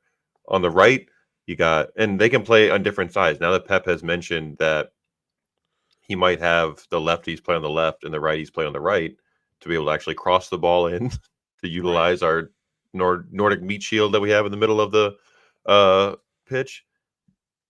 You got Doku, Savio, Bob is now electric, and Jack. All too deep on both sides, and you can play them anywhere on either side of that. They're all 4 more than capable of doing that, and that pushes Bernie into a more, I think, natural position where he can rotate in with he and Phil can start, and then if Kev needs a break, we have 3 world-class attacking mids that can play, and Bernie can even drop in and play that Kova role next to Rodri at times if need be. Like, it just having the depth now at the wings opens up so many more possibilities in the midfield. So I am super excited about what we have going forward. Be nice to have a Holland backup, but you're not going to find 21, 22-year-olds normally that are going to be okay with coming in and getting small minutes, because Holland's starting when he's fit. Like, that's the way it's going to be. So you either find an aging guy that's early 30s to maybe take some minutes here and there, or it's got to be an academy kid. And I look through our list, and they're green down on the EDS side at the forward spot. So it stinks that Delap was sold and is gone, because he could have been a welcome addition to that spot, because he has a similar profile as a target forward like Holland is. But I'm so excited to see what we have going forward this year. So excited. Well, and let's also not forget that we also still have Claudio Echeverri sitting in the wing, like in the wind. Like we haven't brought him in. We're going to be bringing him in, I assume, after the winter break. Whether he gets first team minutes or not is obviously to be seen, because he's not very up on our system at this point. I mean, I'm sure Pepa's got a master plan, as he always does. But I mean, that's another midfielder that we have in there that we don't. I mean, that fills space, and he also can play the wing. So we've got another combo player, which is what we needed, which is what we lost in Julian. But all in the same, like it would have been nice to have more of a rock steady type center or striker in like Liam Delap. That would have been clutch. And I think you look at it in the way of, even, we have 4 out and out wingers. We have a Foden, we have Bernardo, we have McAtee, who, in my opinion, they can play anywhere from, center attacking mid, anywhere forward. Bernardo can play anywhere. I mean, what do you call himself? An attacking defender. Yep. Right. Wily son of a bitch. Right. I mean, I'll get into it more with Bernardo later from his game, but he made me proud as a City fan. Mm-hmm. I think he made everybody proud with that knockdown. That was clutch. But first half, I think we looked a little bit better. Second half, I was having flashbacks to last year where we came out slow and lethargic and couldn't hang on to the ball. For the life of me, hope that is just preseason woes. It's still early in the year, because I feel like part of me feels like that went too far into last season. We were seeing that a little bit too long. It worked out. It was fine in the end. But I think that also will show the importance throughout the season for rotation of players, making sure everybody's ready, that these guys aren't getting tired. We're not forcing De Bruyne on his 33-year-old legs. I don't know if I'm spot on with that age, but to run for 90 minutes. Just turned 34. No, he's 33. Okay. Mm-hmm. 33. Okay. We're not forcing him to run around when he's absolutely exhausted, that we have players who can come in and fill those minutes so we don't lose him for another 6 months or whatever. Yeah. But, started slow. Savio came in. We saw our first impressions of him. Electric. He put a cross in with basically one of his first touches of the match. The biggest thing I noticed from him is, it's still extremely early, but he knew when to release the ball. He knew when to take someone on. He knew when to play it in for a cross. There wasn't any questioning there, and it made me extremely hopeful for what he can bring to us this year. Mm-hmm. Spot on with that. Yeah, I mean, it's very rare that we see a player come into the side and make instant impact. I hope most of us at this point are accustomed to the year waiting period that most of the players that we have come in under Pep take to get accustomed to the side. Him being basically plug and play, I think for once all of our prayers have been answered. We'll see what happens with him. I'm not going to say it's too early to make assumptions about him, but all in the same, there is that little shadow of a doubt in the back of my mind, maybe in the rest of everybody else's minds, that he may not come right out in the season and be that much of an impact. He'll certainly help with the progression, certainly in the attack. But, I mean, high hopes at this point. I mean, I think everybody's on that right now, that he's going to be an absolutely electric player for us.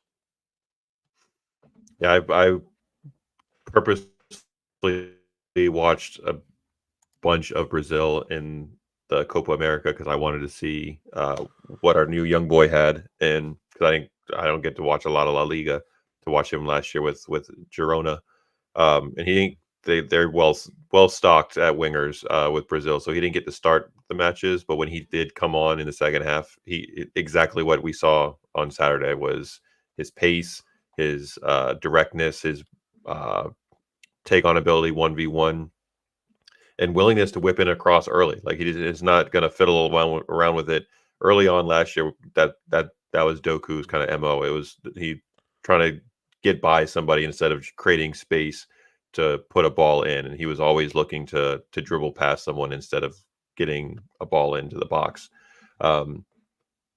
Savio, not about that. He's as soon as he gets space, he's looking to fire a ball in, and I love that, and instant impact, like we said. So I love also that he chose the number that he did, because another lefty winger we used to have in Riyad Mahrez is clearly an influence on him, and he picked that number because he enjoyed and played the same position as Mahrez did. I miss that guy. I miss him. Yes. I miss him. So and Mahrez is one of the few that we had that could put crosses in on a regular basis. Dude, with his left first or right touch was elite. So yeah. So I'm so excited to watch him and Doku and Bob progress, because that, like, what are people going to do? We saw how deadly two young, attack-minded and direct wingers worked for Spain in the Euros. Yeah. With Lamine Yamal and Nico Williams just murdering defenses, and I see the same kind of impact from the wingers that we have now. It's going to be devastating for opposing defenses to deal with them, because you have Doku coming at you for 70 minutes, and then they're like, oh, here's Oscar Bob, or here's Savinho, or now deal with the trickery of Jack Grealish for the last like 20 minutes. Those fullbacks are going to be run ragged. I mean, in the first half, Doku looked like he entered Delo into that breakdancing competition in the Olympics. Yeah, he did. Yeah, he did numerous times too. He was having a tough time of it. I would have taken Delo's moves over that Australian lady who thought she was breakdancing. Yep. Yep. Oh my god, dude, that has been a burn all over the internet today. Holy hell. Holy shit.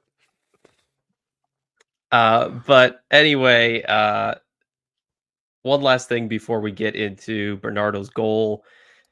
Thoughts on Matthias Nunes? I thought he was doing a little better than what we saw last year. I was glad that he got minutes to at least kind of prove that Pep believes in him more than, say, a Calvin Phillips.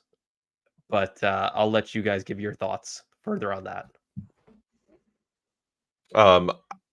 Some really good things. I thought he had moments that stood out, and I was like, ooh, there's the guy that we were signing. That's the guy we want to see. And then there were moments like when he turned the ball over and it led to their first or their only goal. Wasn't all his fault, because there was at least 3 other dudes who turned and kind of just watched United play and didn't try to win the ball back. But it started with him kind of being a little careless with the ball.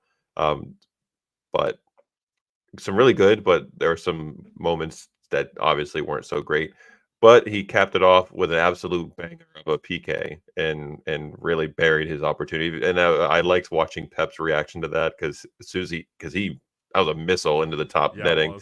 And if you watch Pep, he was like, I didn't know he had that in his locker. God damn. So, so I was happy when he came up in the shootout. I was like, this might be the one where we flub it, and then he just, confident as you like, put it away. So really good, some really good, but still some tweaks. But again, this was his first game action since in a while, because he got a very, very short cameo for one match for Portugal. Other than that, he didn't feature at all. So he hasn't been in a match since May. So it's been a bit. So I'll give him some grace on the missteps.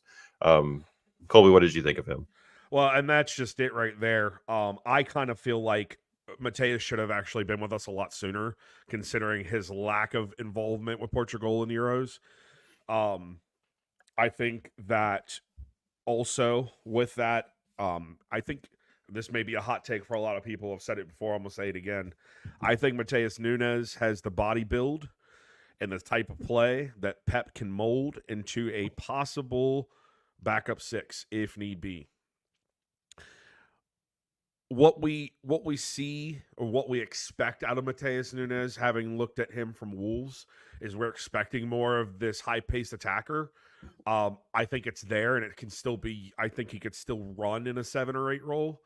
But I think that he would probably be best suited if we can't get Nico Riley more stable, to have him be more so the backup, being a little bit more veteran experience. He definitely, I feel like he could be a lot more defensive than he is offensive, if you want to say that. Again, just bigger body, physicality, and when you see him run down into the box with the ball, on the ball, he's very, very physical, and he doesn't have a problem bodying somebody out of the way. So I think that could definitely be used as the center defensive mid role. But on his overall performance for the match, yeah, ups and downs, ebbs and flows. He had some glimmers. He had some stains. I think he's still trying to find his footing in our side.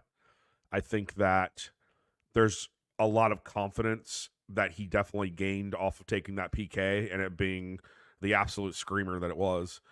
So, I mean, the sky's the limit for that guy. I mean, it's his path, it's his choice now at this point with City, whether he becomes an impactful player or not. Is he capable of it? Yes.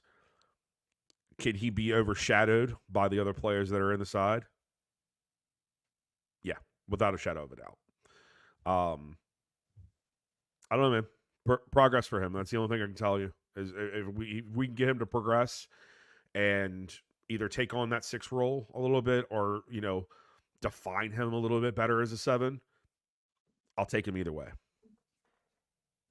Yeah, I think Daps said it really well last night, where he had an opportunity to come back a little earlier than everybody else because he took advantage of the vacay that Pep gave all the Euro players. But considering his lack of involvement with Portugal, he could have really, especially with so few first teamers on the U.S. tour, if he would have done a Kovacic and Joško come back, jump in New York and get some extra work in, that probably would have benefited him a lot.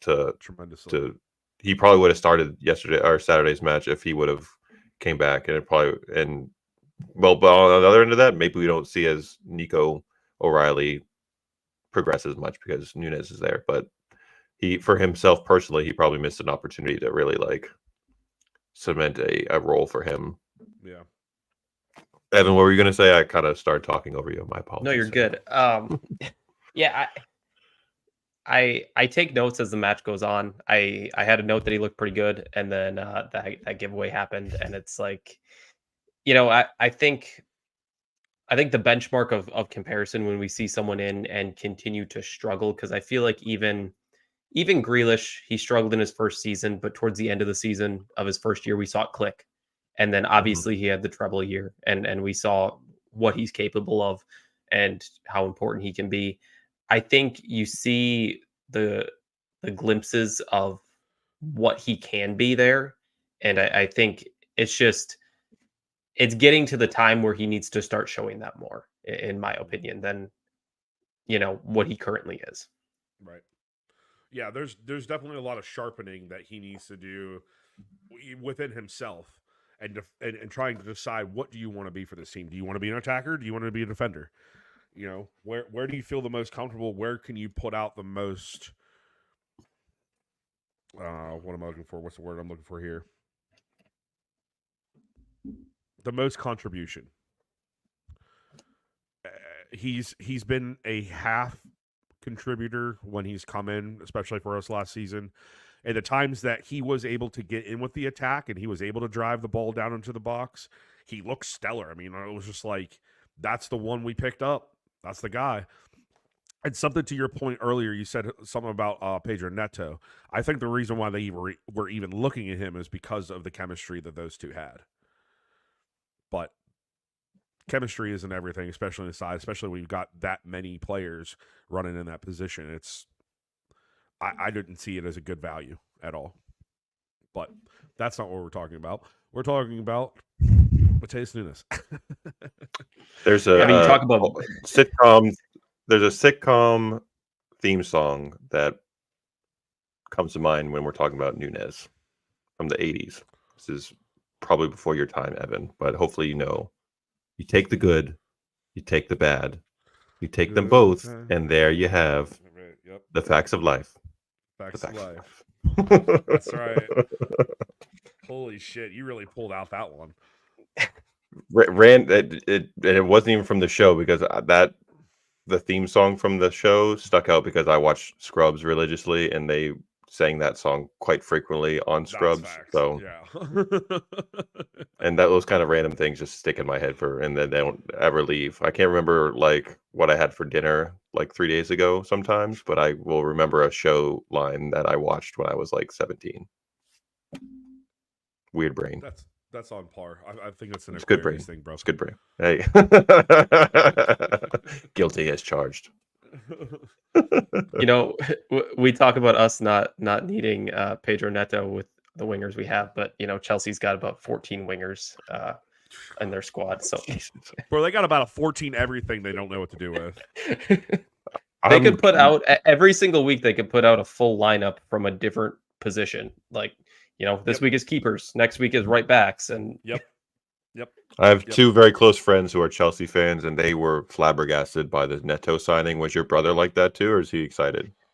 I told him, and he's just like, okay. He's like, I guess we needed a winger, or he's like, I guess we needed a right wing, and I was like, if you say so. I do. Just... Cole Palmer, what? Huh? I mean, I've seen Chelsea fans asking for their own team to get a transfer ban, and that's when you know it's bad. Like they have literally done the worst business I've ever seen in sports. Literally. From the time of Roman Abramovich all the way until now, it has been nothing but shithousery. Like, what are you doing to this club? Yeah, it's been an adventure. For anyone who wants to tune in next week, I'm sure I'll get into it with my brother as he'll be on the show. Excited for that one. Oh yeah, we're gonna be comments for that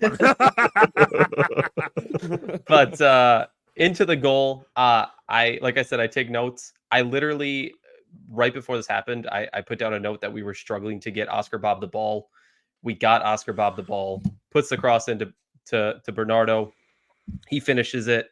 After his biggest contribution of the game, which was not his goal, it was taking out Garnacho, which I think made every City fan filled with more pride than winning the match.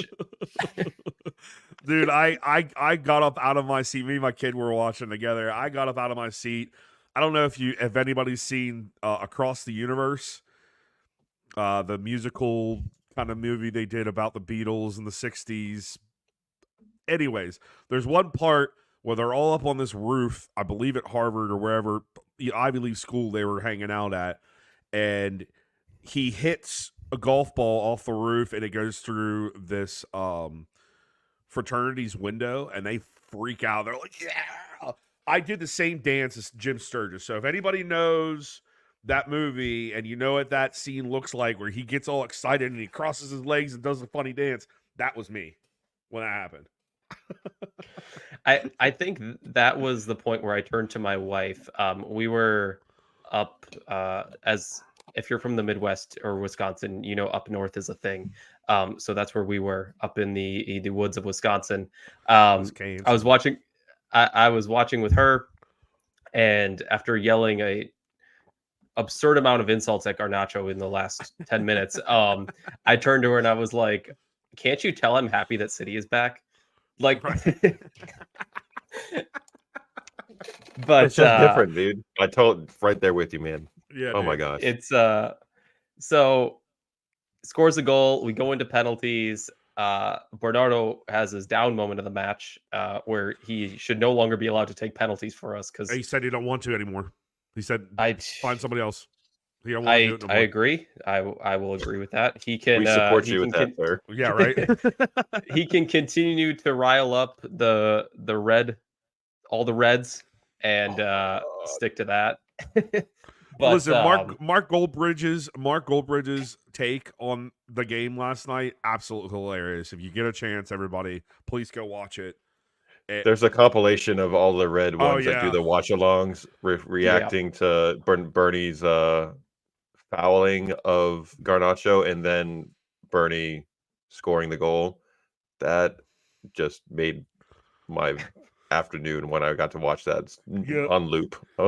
It was just you could tell as soon as he came on in a 10 role too, because he came on for McAtee, energy level flipped. And when he's out there, you can see why Pep loves him so much, and the club and the fans love him so much and never want him leaving, because he brings that level of energy and toughness, even from a smaller lad. Just when he's out there, is just a different vibe, and I so excited to have him here. Not like he's going anywhere anytime soon. So we got city football again this weekend, dude. So let's go. Dude, this off season went really fast, did it not? Yeah. Okay. Quick. Just make sure it wasn't me. I don't know if it's Nope. just getting older or what, but like. But back, moving baby. on to the through the shootout, I was afraid we were just going to lose off of his miss for the sake of being attacked by fans. I was hoping that was not what happened. Yeah. But Ederson made the save on Sancho. Almost got the Lowe's as well, but I don't think Unlucky it would have been any on that better. one. Yeah, I mean, saving Sancho's, you can't really get better than that. But I'll run through the lineup of players who made it for City: De Bruyne, Haaland, Savio, with his contribution, stepping up right away. Ederson, of course, he was never going to miss. Mateus Nunez with the one that shocked everybody, but Diaz as well, and Akanji. Before I go into the whole thing, I will. There's one part I forgot to visit on there. The Onana moment with Haaland, and I just if you're going to do that, you got to make the save. I'll be back. All good, brother. Yep. Headset. But yeah, like you're not going to get in Holland's head, number one, and mess with him. If you need to do that, pick one of the other City guys. Like that's not. I love that Eddie is not about that and doesn't jump all over the place and act like a fool and try to do like that stupid shit, because it doesn't work. It doesn't. And Holland's just laughing the entire time at how stupid he looked was just magic. Absolute magic. So I missed all of that. Onana pointing to one side of the goal for Holland and trying to get in that his was head. embarrassing. That was embarrassing to watch. You really did that? Like, what a no. That pictures. Thank you for the content. We appreciate that, because we're going to be utilizing that quite a bit. Thank you for the receipts. Thank you for the receipts on that, because we're going to need that later. Yeah, 100%. And then Ruben Diaz steps up, makes it 6-6. Johnny Evans steps up, and this was the funniest moment of the match. He steps up. I turned to my wife, and I can bring her in here to verify this. I turned to her and I said, if I was a betting man, this ball's going into the stands. Yeah. And lo and behold, there it goes. Sky rockets in flight. Afternoon delight. I was screaming at the television too, like, miss it, you're gonna miss it, Johnny Evans. And again, I have backup, because I had folks watching with me too, and skied it. I was like, here we go. That's the one we needed. Yeah. I think I took the biggest gasp of air, like of relief. I knew it was gonna happen, but like when it happened, it was just like, Oh, thank fucking God. Oh. And Then redemption for Manu, man. exactly. After the Euros, I was really hoping he wouldn't miss it. He buries it. We win. We break our streak of losing in the Community Shield. Not that it matters, but it's always nice to get a trophy, even if it's a dinner plate. No shit. Makes for a more enjoyable podcast experience the day after and the show Exactly. following. So that's good. We're not gonna win. We're not gonna win the Premier League though, guys. Nope. We're already out of it. They've already slated It's a it. wrap. Everybody's already, the past winners of the Community Shield haven't won the Premier League trophy in many a year, they said. So the red media will be pushing that down our throats very soon. I'm sure that soon as we don't start off with 9 points out of 3 games and Arsenal's probably going to be sitting at 9, it's going to be their title and we're done and cities are over. And what did Ten Hag say? That all eras come to an end. Yeah, right. That'll be coming out again too. So Well, I what just would it think be? that- What would it be if we ended up running the season Centurions Part 2? if we go Centurions and we have the rotation of our academy grads in there as well, my favorite season already. I can tell you that. I mean, Right. it's if those guys are getting minutes, I can tell you right now. I mean, obviously we want to win trophies and stuff like that, but if those guys are getting consistent minutes, it's going to be a fun season to be. If you're a true City fan, it's going to be a fun season to watch. For sure. So let's get into the Alvarez move. So it was official as of today that he left. We've known it for about a week now that it was going to go through, with a little hiccup in there with an agreement on money. But I don't know about you guys. I never really had any hesitant thoughts that it wasn't going to go through once it was kind of fully out there. But from my perspective, what we paid, what he contributed, the role he's going to get with us versus what he's going to get there, and selling him as our largest transfer outgoing fee ever, and the amount of net profit we made, I kind of feel like it was a win for all sides. For sure. And that's actually, he was the 5th highest grossing transfer in Premier League history. So we got him at what, it was like 15 or 17 million euro. And now he's going out at 95. I mean, that City's doing all the business. We know how to do business. And I think that is a big part of why a lot of our competition is jealous of us, is because we know how to move money right. We know how to move players. I'm going to play a little bit of both sides on this, because I think we all have sat here a couple times, even in this episode, and said, damn, wish we went left, because we really need somebody to be behind Holland. But all in the same, we know how great he was, even in his 2 seasons. I mean, he had fucking, I want to say he had sub 20 goals, but he had plus 20 assists over 2 seasons. And I think I saw something today that was a goal or an assist every other match, right? Yeah, and I think that was 43 matches total that he started. He deserved every bit of that. He deserved to go and find a team that's going to put him in the role that he's been fighting for his entire life.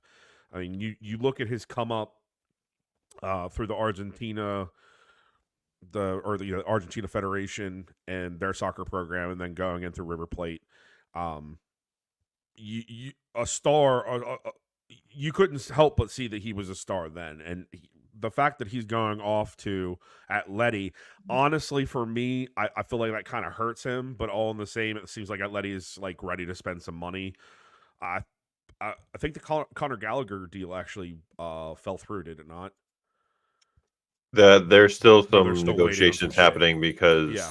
the other striker that they were looking to move to Chelsea, that deal fell through. So they're now looking at Joao Felix instead, going the other direction. So there's still some negotiations to happen on that end before they finalize everything. Well, Yeah, from what even I still, heard, I think Chelsea part of the deal is Chelsea gets a player in return. So I think there's kind of a scramble to see who they get on the back end of that. yeah. Yeah, he deserves what he's getting right now. I mean, I wish it would have been for a better club so he can, rack up some more hardware. But the kid's already completed football, English football at least. He's also completed world football.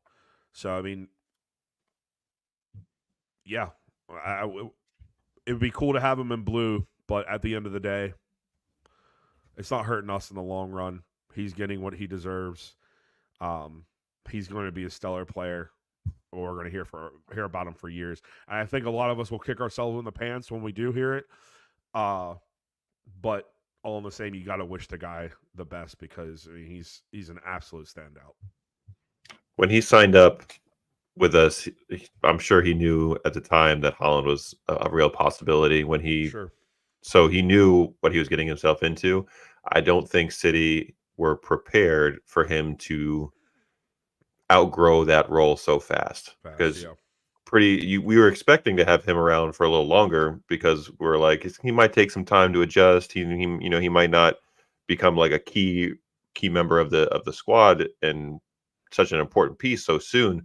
But right off the bat, you could tell that he needed time on the pitch and was going to be impactful. And then when Holland was out, he showed his quality, and it got to the point where it's like he's not a bit player. Like he should be a starting 9 somewhere, and you can't fault him for wanting that role and knowing that at City that's not going to happen. He might start at a 10 or out wide, but those aren't where he wants to play, and that's totally understandable as a player to say, I'm 24, I've accomplished all these things, I deserve to be a 9. And the club recognized that too and said, you know what, you're right, we'll find an avenue for you. Even though we love you here, we'll find a spot for you. And the club he probably really wanted already has a 9 that they just got on a free and spent all kinds of signing bonus money to bring him in. So with Mbappe at Madrid and Rodrigo and Vinny Jr. there's not any avenue to play time there. So take the second best club in a beautiful city, I guess, which is probably what him and his family wanted. They're more comfortable in the culture there. I'm sure they speak his language. Better climate, like we've heard everyone mention. Obviously, it's a little bit better in Spain than it is up in Manchester. So more power to him. I'm happy he's going for him. I don't like, but I think there's other Argentine players there for him to be accustomed to. But I hate the way Simeone plays. So I hope that doesn't impact his shine, because he should be starring someplace. And I just hope that they don't drag him down with their shitty tactics and boring play style. Right. One thing I want to mention too is that I feel that his camp / family already had some preservation of leaving Manchester early. From what I've read on reports, that his family is not fond of England at all. I can probably understand why. Probably bad blood from a long time ago at World Cups. But all in the big facts are Argentina and England not a good relationship there in at all. International competition. Not at all. And so, like I said, I think there was some preservation there of trying to get him out of there as early as possible. And with him producing the way that he did, it just made it easier to do it. And it's a shame though, because I can tell you that I've never heard anybody on our side, fan base near and far, say anything ill-willed towards the kid, and have only glorified him and only pushed him up and raised him well above where he was at. And I think that it's a shame, because I don't think he understands the love and support that he's leaving, which sucks. Grass isn't always greener on the other side, so we'll see. The grass isn't always greener. We'll see. Exactly. But best of luck, and hope for the best. I personally don't like the move, just because I'm not over that quarterfinal from like 2 years ago with how they basically physically attacked our players in every aspect. On and off the pitch, in the tunnel, on the pit. Oh my gosh. I Anyway, think Carson continue. is still up for a fight, in all honesty. But Oh, 100%. Dude, let's give it to him. Retirement thing. We'll make it a pay-per-view or something. All right, let's see where we're at here. So I promised you the floor for some João Cancelo talk. So take the floor. It is all yours on your thoughts on João Cancelo. All right. Joao's a little bitch. That's the first thing I'm gonna say. He's a little bitch. The antics, right? You've been with 7 different clubs. You've had 7 negative experiences at all 7 clubs. I as much as I would love to see him work out because he is a baller and he's got that boot that he can just put it where he wants to.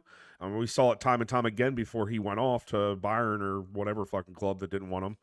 I don't know, man. It's very frustrating to see somebody of his caliber act so immaturely, to basically tell the world of, like, you're not. It's this pompous, arrogant take that or this presence that he brings out, that he's just like, he feels like he's better than everybody else, and that he doesn't have to earn certain things. It's just what's the word? He's entitled to it. Like, no, dude, you're not. I'm sorry you had a shitty growing up experience. Like, your dad wasn't there. You know, you did everything for your mom. I mean, hell, you even changed your number because that's what your mom thought was your favorite number. And that didn't really bode well for you, because you're going to wear the number 7. I feel like you should be an attacking player, not somebody sitting in the back, right? So it's a bad look altogether. But now that you've come back, right, you've exhausted Barcelona, you've exhausted Bayern, PSG don't want your ass. There's not an Italian club that's begging for him either. What do you do now? What is your career is basically over, and you don't even realize it. Like, what happens if he doesn't? You know, what happens if he doesn't find his way into our side? And what happens if another club doesn't want to get him? Do we sit there and pay him? Like, can we cut up the contract? Because I feel like that's what needs to be done. I think he needs a big dose of reality, and he needs a bit of rejection from the football world to make him realize that you're just a piece to the puzzle. You are a cog in a system. Yes, you're a good player. Yes, you're a good-looking dude. But that's really all you are. I think that, again, there's a humble period that he needs to eat a slice of humble pie and take this one, at least this year, on the cheek, and realize what a disturbance he has been every place that he's been. That's my take. He honestly was one of my favorite players when he left. I was devastated when he left, and I can't bring myself to even wear the jerseys I have for him anymore because his name is on them. Yep. I have them packed away because I can't.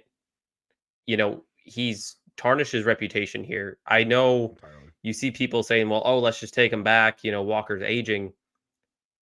I get he's got the skill, right? But he's going to ruin the chemistry in that locker room. And that's the biggest thing. I don't know if there's been a time since I've been following City where I've felt the players truly like each other as much as they do right now. I feel like this team is a family, and you can't have someone coming in there and disrupting it. And, you know, there's got to be a point where you look in the mirror and say, I'm the problem, when you've collected infinity stones of big clubs who don't want you.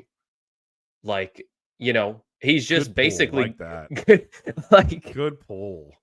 You know, he's played for all the big clubs and no one wants him anymore. And, you know, I was shocked when we got him for the fee that we did in that swap deal.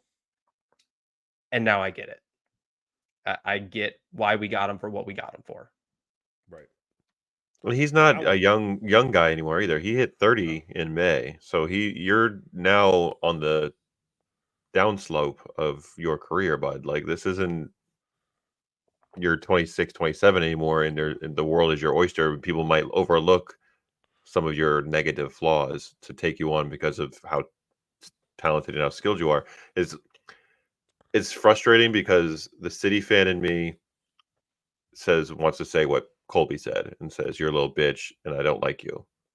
The human side of me is like, it's really disappointing to watch somebody as talented as he is can't get out of his own way. And it's Yep. all self-inflicted wounds at this point because nobody's out to get him. Nobody's Nope. stirring up drama. This is all because of his attitude and behavior and choices that he made. So like the human side of me briefly is like, man, like I hate to see that. But I'm like, I don't really know you like that though. So the human side gets kind of pushed down a bit more. So I'm like, Right. you got to go, buddy. For exactly what Evan said, we're not messing up the chemistry for nobody. These guys, that's what sets us apart, I think, so well. It's because the guys truly enjoy each other's company on and off the pitch, and that shines through on the field because they play for each other, they run for each other. When somebody has a giveaway, normally, 95, 98% of the time, they're all tracking back and covering for somebody who made a mistake. But just all, and what City does so well, content wise, is we really do get a behind the scenes look with all of the videos that they put out, all the documentaries that we get to watch, and you really get to see how they are with each other in the locker room, in the fitness rooms, off the pitch. So we're not jeopardizing that for anybody. No matter how skilled you are, no matter how many outside of the boot crosses you're able to put in on Haaland's head, that's great. But can you defend and can you fit in with the group? And if you can't do those things as a outside back and as a player, then kind of do what Chelsea's doing with Lukaku and some of the other ones and say You you're know training what? with Maybe 18, that's where we send 18 them. youths. Maybe that's where we send them. We just send them to Chelsea. Add another one onto their fucking books. God bless, dude. It is really tough. James just got injured, so they could use another outside back. I want to echo again, just to go back into this, what Joe said from the human perspective, like truly taking out being a fan and seeing what's best for the club on a human level. I mean, I guess maybe I'm just restating what I said, but like, I really want him to wake up. I want him to realize what the damage path that he's created along the way, and that he's going to be an asterisk in a lot of people's books for the rest of his career because of his antics and because he refuses to find cohesion on any club that he's with. It's exhausting to a certain extent, but it's also like you feel bad for him because I don't know if he has like certain abandonment issues from when he was a kid and he feels like the world's out to get him, but like that's just not the truth, man. It's not the truth, man. These people in this club want you there, but do you really want to be there? Right? If you really want to be there, you got to show it, and that's by showing up. That's by taking up your teammates back anytime you can. It's being family, like we just said earlier. They are like one big family. It's cohesion, and that's what you need in order to be a winner in any sport, in any competition, any level. So, And I don't like the entitlement there too, as I have the ability, so therefore I should just play. But it's like, right. Football is more than just your ability. I mean, he got displaced by a 17-year-old Rico Lewis who just wanted it more, who was going to go out and fight more than anybody else. And that's what we see out of Rico Lewis every time he's on the field. Yep. He may not always have the best game, but you're never going to question his heart. Nope. And that's a big part of it. For sure. So let's get into some of the season predictions. We'll try to go a little quick through these since we're already 2 hours in here. But first one, Haaland. How many goals does he score this year? Not 50, not 20. Somewhere in the middle. His goals are really going to depend upon, obviously, what type of play he gets from the wing. If he can get the service that he got his first season, who's to say he won't break his own record? But conversely, if we're not able to feed him in the ball and we decide, maybe Phil is our better attacker right now, and getting him through the parked bus or through the defensive five, and he's scoring goals more. I don't know. I feel like it could be he could still have a above 20 year, but he's certainly not going to get anywhere close to his first season in that instance. To put a number out there, I'll go with a solid 35. It's possible. We're talking just in the Premier League or overall? Overall competition, maybe. Because that changes my answer if That it's changes all my answer, too. competitions. Are we talking just Prem? Let's go all competitions. Actually, you know what? Let's go Premier League. Let's go Premier League because I don't know how far we're going to go in all competitions. Let's just we know how many Premier League games there are. Right. I'm gonna stick at 35. I think that's a close enough goal a game average. Between first year and second season, 31.5 is his average. So I'm going to go over that and give him a nice round 33 this year. All right. So right around where Colby was at, but I do think he eclipses last season's mark. I think he'll stay healthier, and I think he's going to get a lot better service from the wings this year. So I think he ups the 27, but doesn't quite hit his record-breaking first year. What do you think? It's funny because you said the number that came into my head was 34, so we're like all right on top of each other. I'll take the average. Bet the medium. All right. Do you guys think that we need any more signings this year? I'll let you lead this one off, Joe.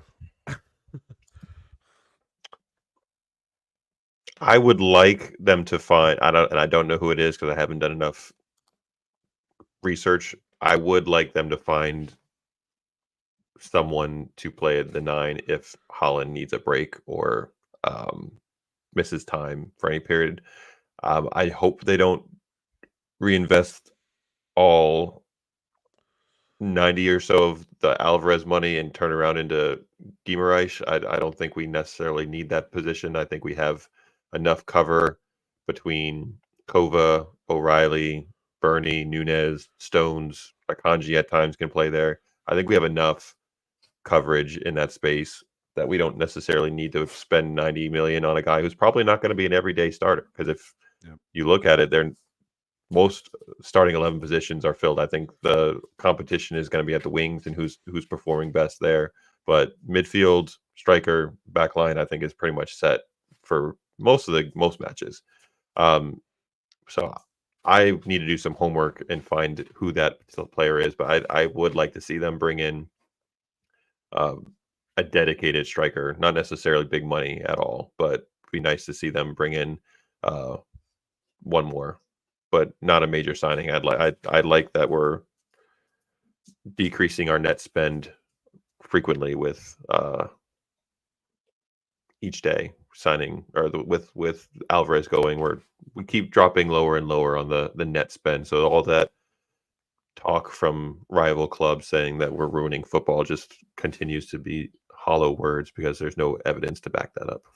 So for me, backup striker, either older guy or at least maybe a 19, 20-year-old that is up and coming, kind of like Jules was. Ooh, can't hear you, Colby. You're muted.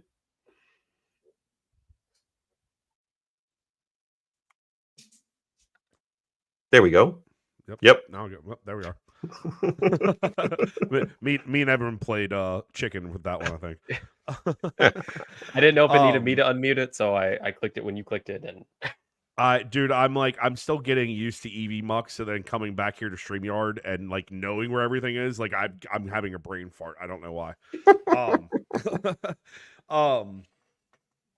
I think my biggest bugaboo this offseason and concern wise is probably our back line. Kyle Walker is aging. Rico has not yet lamented himself into that position. I think he works really well, like we said earlier, in an inverted role, where we're using more of a back three, and whether that be Ruben or Johnny centrally, even Vardiol, that's a potential. Ake out to the left and also central. I think that there's one more piece that we need to add. I think Joao Cancelo could have been that piece, and we wouldn't be having this conversation at all. But I think that there's somebody out there. I mean, in my hopes and dreams, I would love to have Jeremy Frimpong come in from Leverkusen and fill up the 2 role, but I think that's a stretch right now. And especially in this offseason, I don't think it would even happen until maybe next, if it's possible. And then I'll echo the same thing with Joe. Losing Jules, I won't say it's scary because we've been in this position before and we've gotten our way out of it. But to have that security blanket that we had in him is going to be hard to replace. But we definitely need somebody to fill in the 9 role. I like the idea of maybe bringing in a more mature striker that's not on a lot of money. But all in the same, it would be nice if we found somebody younger that we could develop over the next 3-4 seasons, because, again, who's to say that Haaland's going to stay? He's very, very much wanted for Real Madrid. He's been linked to Barca. Everybody's linked to Barca because they're Barca. I think you guys have rumors there too, even. What's that? I think you guys have been rumored there too, even. Right. Bingo. But yeah, man, I found the name that we need to get at backup striker. Who? I found him. Who is it? He's an older lad. Who's it? But we're gonna go full circle, and we're gonna bring Edin Dzeko back. He's still playing. Oh my fuck! We'll bring him back, and bring him back for one season. But is it okay to go back to your ex? Sometimes it is if it's for a one night stand. I mean, there are the small which is all this would be reasons why it's good for you. I didn't think it was always good for you. No, that's a very, very short period of time. I know he still loves City. I don't know how much is left in his legs, but I mean, if we could just, sling the ball at his head, I think that's the problem right there. He could get some headers. No. I mean, there's also, hey, like Pep could just call up Sergio and say, hey, man, I need you to cut about 20 pounds. I know you've been on the buffets, but there's a spot open and we could bring you back on a 1-year contract. We'll pay you decently. You're loved here. God, wouldn't that be fucking cool to see that again? That goal record is still out. Edin Dzeko had 25 goals last year. Dude's still, he's 38 and bagging goals still for Fenerbahce. Hey, bud. You want to come back? Come home for a year, bro. Yeah, that's all we need you for. Yeah, I agree. I feel like if we're not going to get a striker, if we do get a striker, I do like the idea, honestly, of getting someone who's a little more seasoned, just because they're not going to get an ego. Right. They're going to know their role from the get-go. You're here if Haaland goes down. You're here if Haaland needs a break. And, if we're down, 2-1 late against Crystal Palace and we can throw you in to ping a ball in and hopefully you can get your head on it, that's why you're here. But outside of that, unless Rico fully establishes himself as a right back, I feel like that's the weak point, just because Walker is getting old. He has had rumors of leaving, for Saudi, yeah. Right. I mean, I wouldn't put either as my first choice right back right now. I'll get into that later with our ideal starting lineup for the season, but I do feel like it's the one place I would like to target if we're going to throw some money around. All right. Let's see here. Where do you think we'll finish in the league table, and who is our biggest competition for the title? We will 5-peat, Yep. and I will maintain that until they show otherwise. Main competition, I think, is Arsenal again.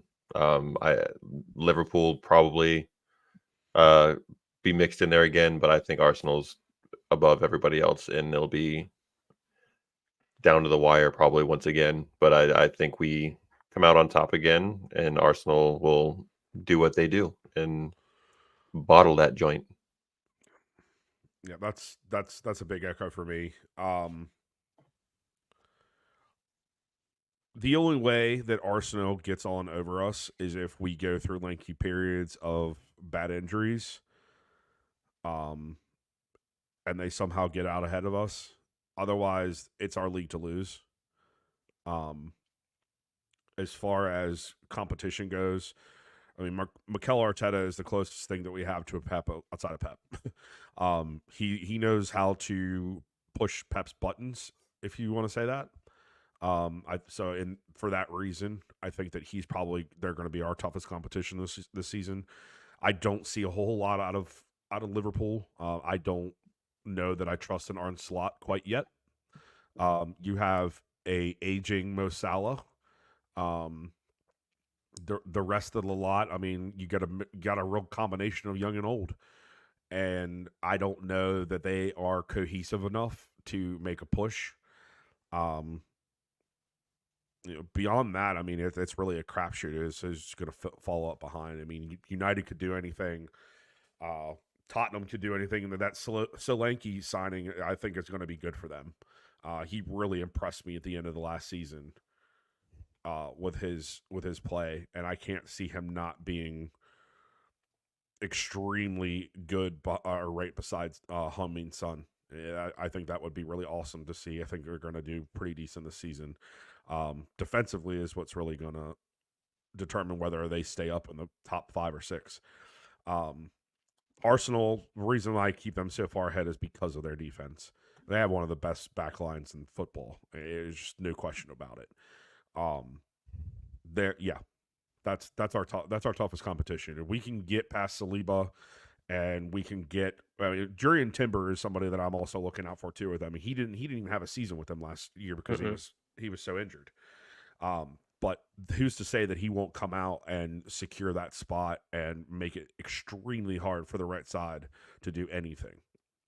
They still have Ricardo Calafiore that they brought in, so they have 2 new defenders to unleash, and their back line was already like the best in the Premier League with Ben White, Gabriel, Saliba, and Zinchenko, or who's the other left back that they had? Because it wasn't always Zinchenko. Tomiyasu. That's the other one. Tomiyasu, yeah. So they're well stacked defensively. They're going to be tough to break down for sure for most clubs. So, but what do you think, Ev?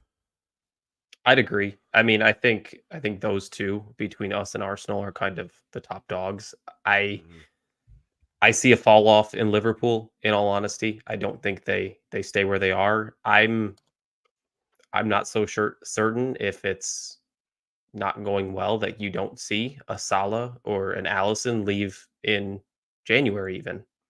Where they just say, I've done what I need to do here. I mean, I hate to admit it, but they have won everything. Those guys have. Right. But honestly, outside of those, the top 2 in City and Arsenal, I look at if they can stay healthy and kind of keep their pieces together. I would look more at next closest, and the gap is still big at Tottenham and Villa as the next 2. Yep. Yeah, and with Villa too. I mean, you lost a player in Douglas Luiz. That's not really an easily replaceable. They brought somebody in there this Yeah, they brought in Amadou Onana from Everton. Right. And he actually looked really good in the last couple of seasons too. You saw his progression with Everton and looked awesome. So he could be an improvement and really help that side. I think Yuri Tillemans he's old now. I don't think he's going to be as much of a key factor for them in the midfield. They brought in Ross Barkley and Ian Metson too from Chelsea. Barkley, I remember that. So they have some reinforcements coming. They utilize that Champions League money and spent it. So there you go. Barkley had a weirdly good season last With year Luton. at Yeah. Luton. he was resurgent. Yeah, absolutely. Shit, All I would right. have picked him up. If it came worse to worse, I'd have picked him up. That Onana signing burns me to my core, supporting Belgium, and Yeah. I've been begging for 2 years for City to get him as a Rodri backup, but I think that ship has sailed now. Let's see, it's gone. But all right, the age-old question. We don't have to spend a ton of time on it. In your opinion, who's our captain this year? If it was your choice, I think we think it's probably going to be Walker again. I mean, at least I do personally, based on what it was last year. But if you had the choice to give out the captaincy, who would it go to?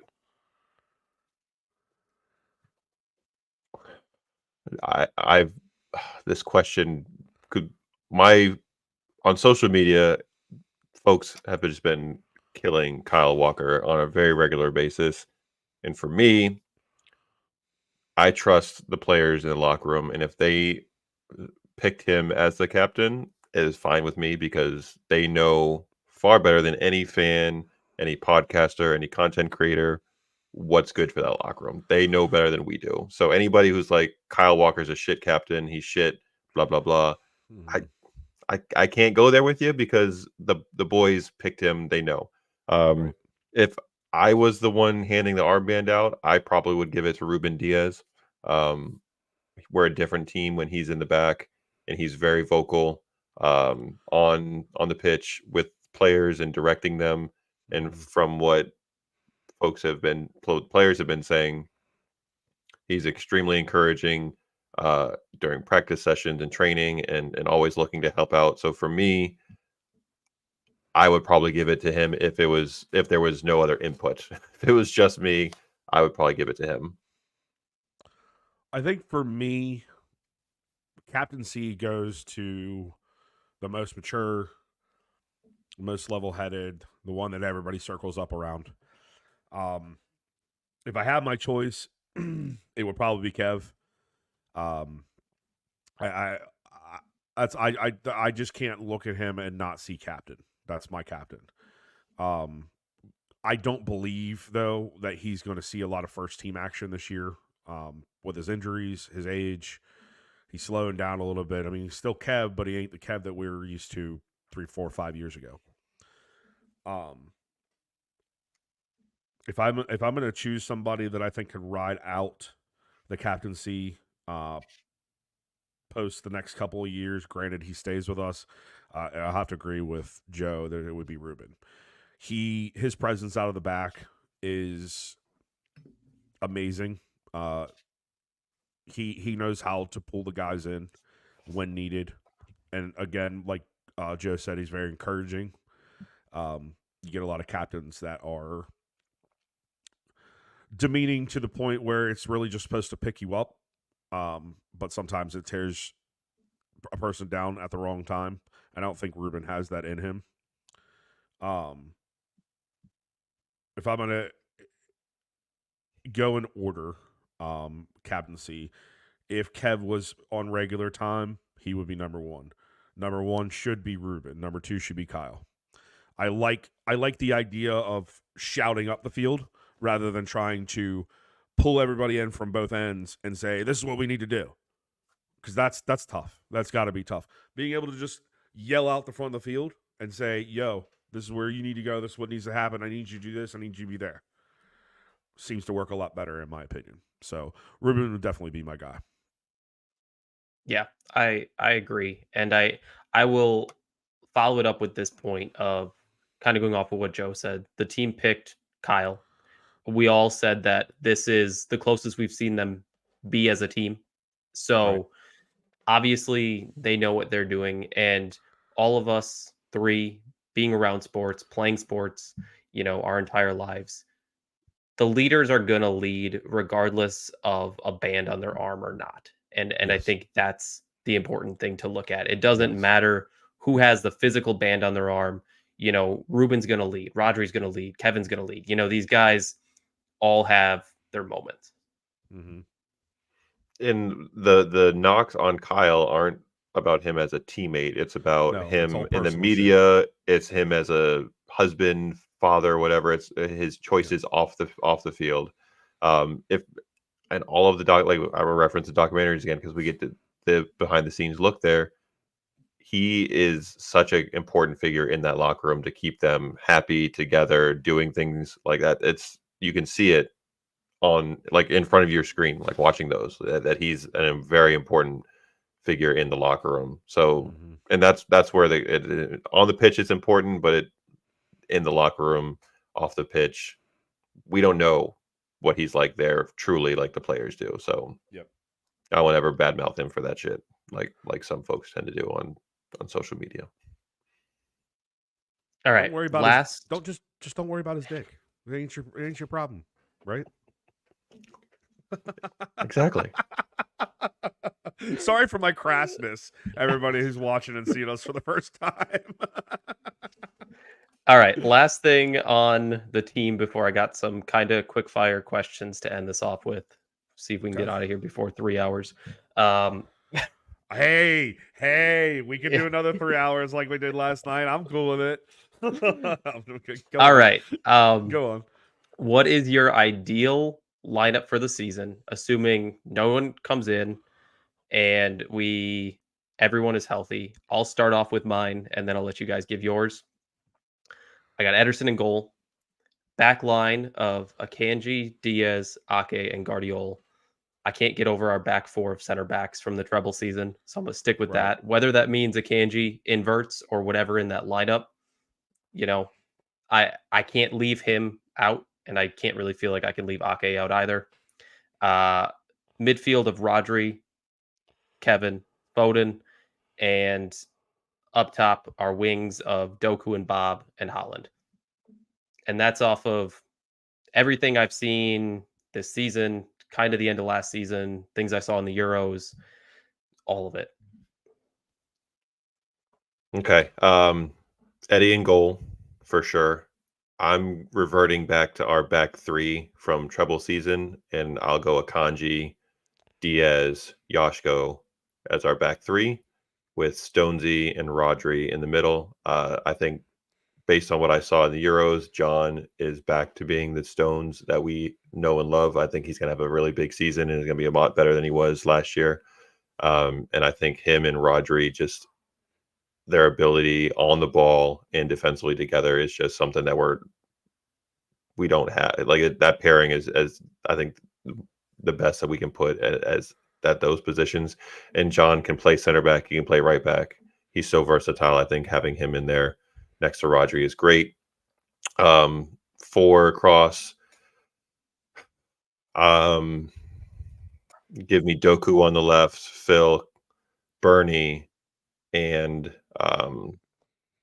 Oscar Bob on the right, and then Holland up top. So Kevin as our ultimate super sub to bring on and just win matches when needed and or seal the deal with possession. But I think Bernie, I think that front four would behind Holland would absolutely terrorize folks. Agreed. My back line looks a little bit different. Eddie in goal, Ake out left. I'd like to see Vardiol left central, Ruben and Walker, Rodri at the 6. I'm battling in my head with how I want our attacking midfielders to be, or who I want our attacking midfielders to be. But I think the best combination would be Phil, Bernie, Doku out left, Holland up top. I feel like you have to go with Bob on the right just because he's the most secure. But inevitably, I think everybody wants to see Savio there. So that would be my starting 11. I like that we all have similar. Yeah, there is no, and we all have a lot of the same players, but a little slightly different throughout, which I like. Yeah. Which is supposed to be like that. Like it'd be weird if everybody agreed on everything all the time. Yeah, I don't. People who sit there and just agree on podcasts, it's like, what's the fucking point?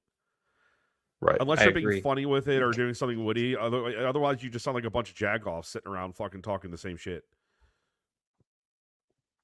I thought it was Most definitely. interesting that you'd have Ake at left back, and because last season those two were flipped, and it was Yashko was always out wide, and Ake was playing in that. They're both capable, but it would be Right. interesting to see if they start shifting Yashko a little more centrally and giving Ake more time out wide, because I think they both can play either position equally well.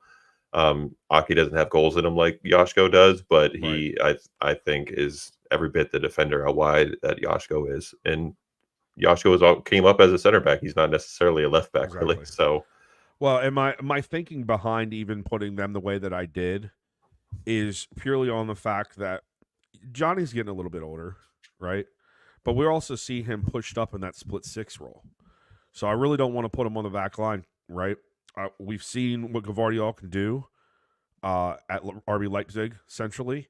I think that he would be a lot better of a stopper than Ake. Ake's track back is, bar none, someone that has been one of the best and most improved that I've seen since I've started watching City.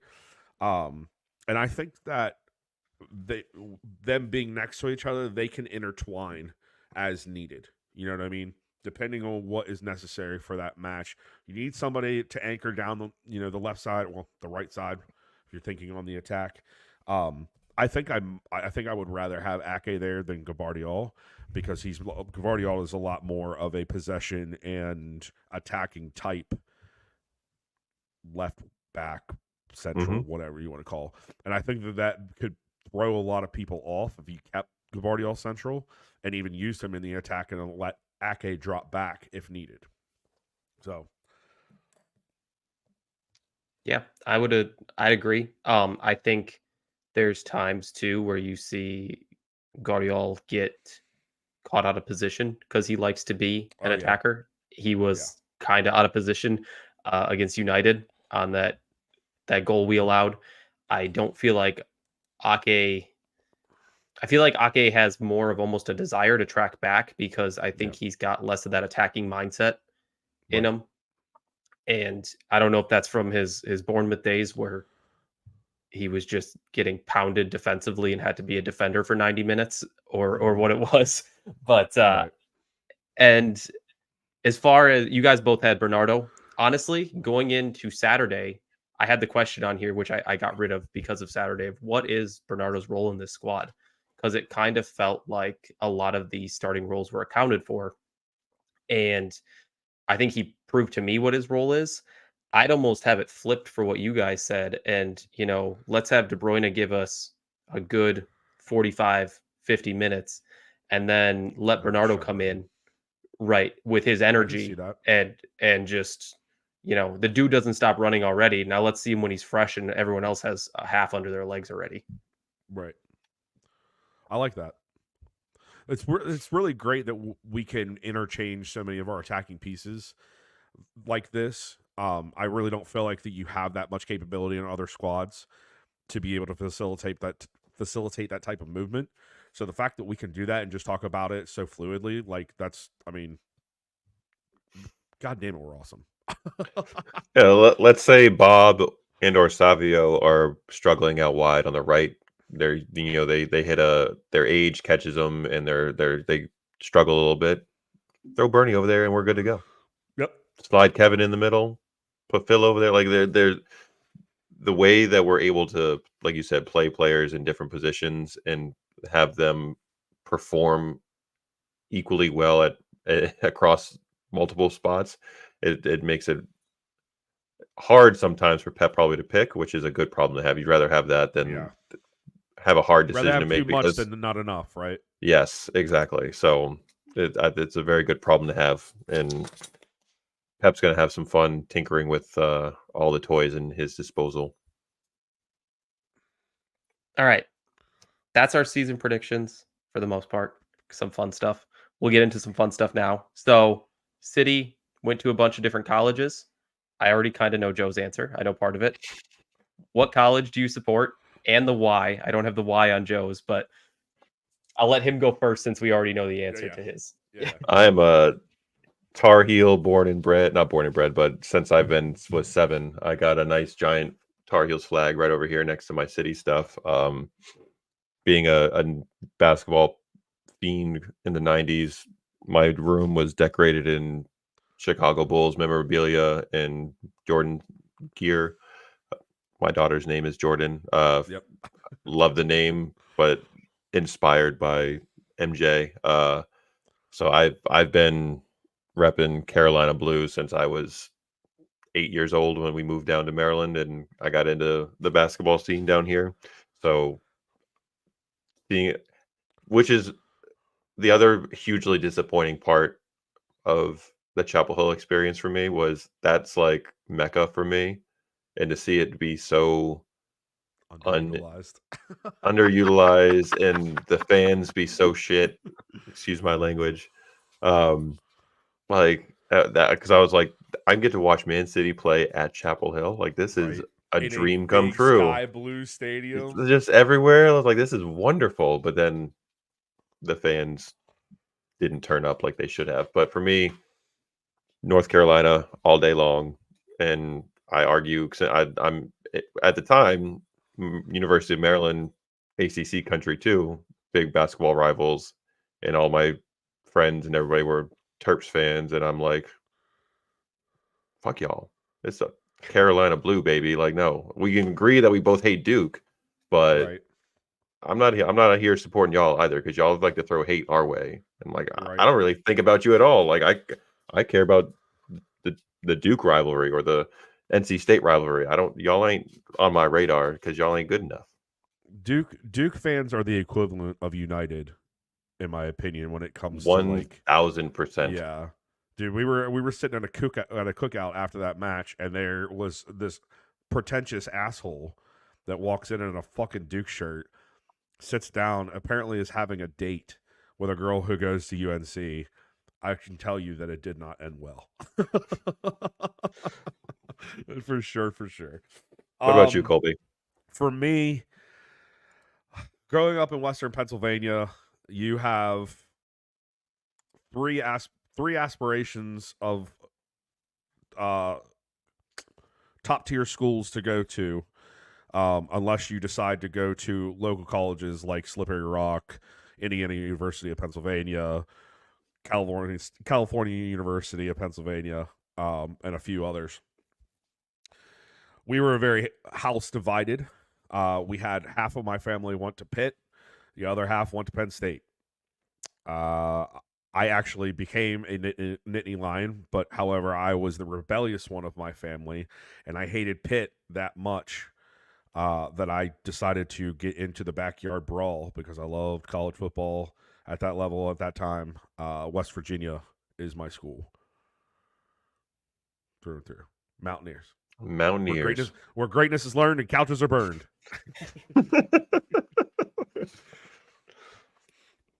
What about you, Evan? What about you, man? What about you? I at the age of 10, I can remember it clearly. My dad it was 2006. Make you guys feel old at the age of 10. Year after I graduated. Freshman year of college. Shit. Right. My dad put a college football game on a Saturday night that ended in the famous Bush push. But I was on the opposite end of that, and I fell in love with Brady Quinn, and I've been Notre Dame ever since. Oh, no, that's right, Notre Dame. That's right. Yep.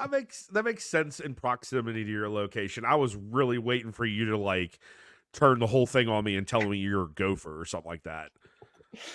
Or a Badger. Yeah, it's a Badger would have made sense, Wisconsin, right? But like next door neighbors, Minnesota. They're red. They're right? red though. We can't have the That's red. why I was the Badgers. Oh, right.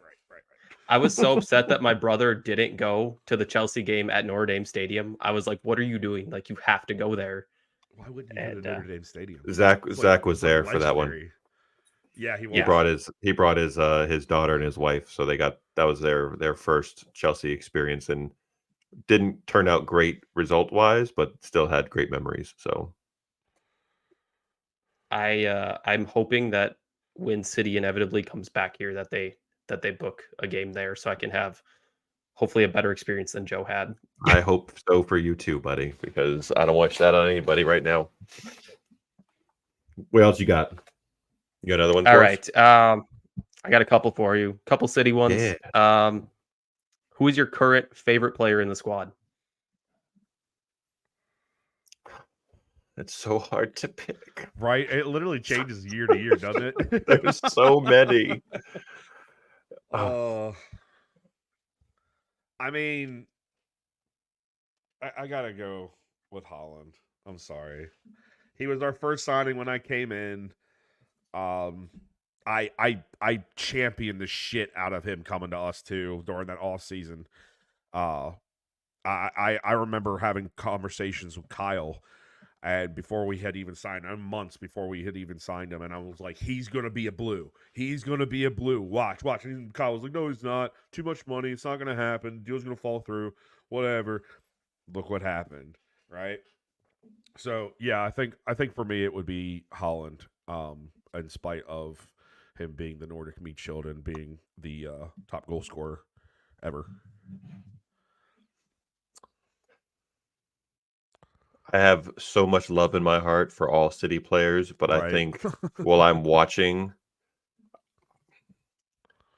I think I'm an emotional dude, so I'm going to go based off of when I'm watching them play, who do I get like the most attached to emotionally, and it's the guy behind you, Evan. Yeah. Starboy, like him being a Mank blue and blue through and through for so long, and how much he loves the club. I think I'm the most emotionally attached to Phil, and I'm wearing Kevin is on the back of this one, and he's probably number 2 for me because he's been here for so long, and I have memories of chanting, "Oh, Kevin De Bruyne," in Green Bay in the bar when he nailed the PK against Real Madrid several years back to have us beat them for the first time. So I think Phil is my favorite, and then Kev right behind emotionally. I still love Kevin and Phil are behind Holland on all this, by the way, just so everybody's not like, oh, he just picked the new guy. No. I have, like you said, a lot of love for all the players in the squad. Phil and Kevin have a special place in my heart, and they definitely come close second and third. Now, I will say that my household is a mixed race household. So we have adopted Oscar Bob, Rico Lewis, Nico O'Reilly, even at times Calvin Phillips are all part of the Mavor household because they are my sons and my daughter's brothers because they look like my children. So exactly. Right. So we root very heavily for those guys too. Your children might be taller than Rico Lewis. Jordan definitely is. She's 5. She's a legit 5'7", so she's Phil's height, and she turns 13 on Wednesday, so she's not done growing yet either. So yeah, finally a teenager. Oh, I'm not. I can't. Oh, 13. Evan, you're next, bud. You're next. Who's your guy? You're lucky you got a boy coming. I will start with third place because the front two aren't really a surprise. And I think anybody who follows me regularly probably isn't much of a surprise either. Akanji has grown on me so much that I got to put him third, and which is wild considering I said I really didn't even know who he was before he came to City, but towards the top. And I think I've for years been trying to tell myself that Kev is number 1, but I have that emotional attachment to Phil that I can't go against him. He's City through and through. I mean, I was watching him on the preseason tours when he was 16, 17. I got a 47 right here for crying out loud for him. There you go.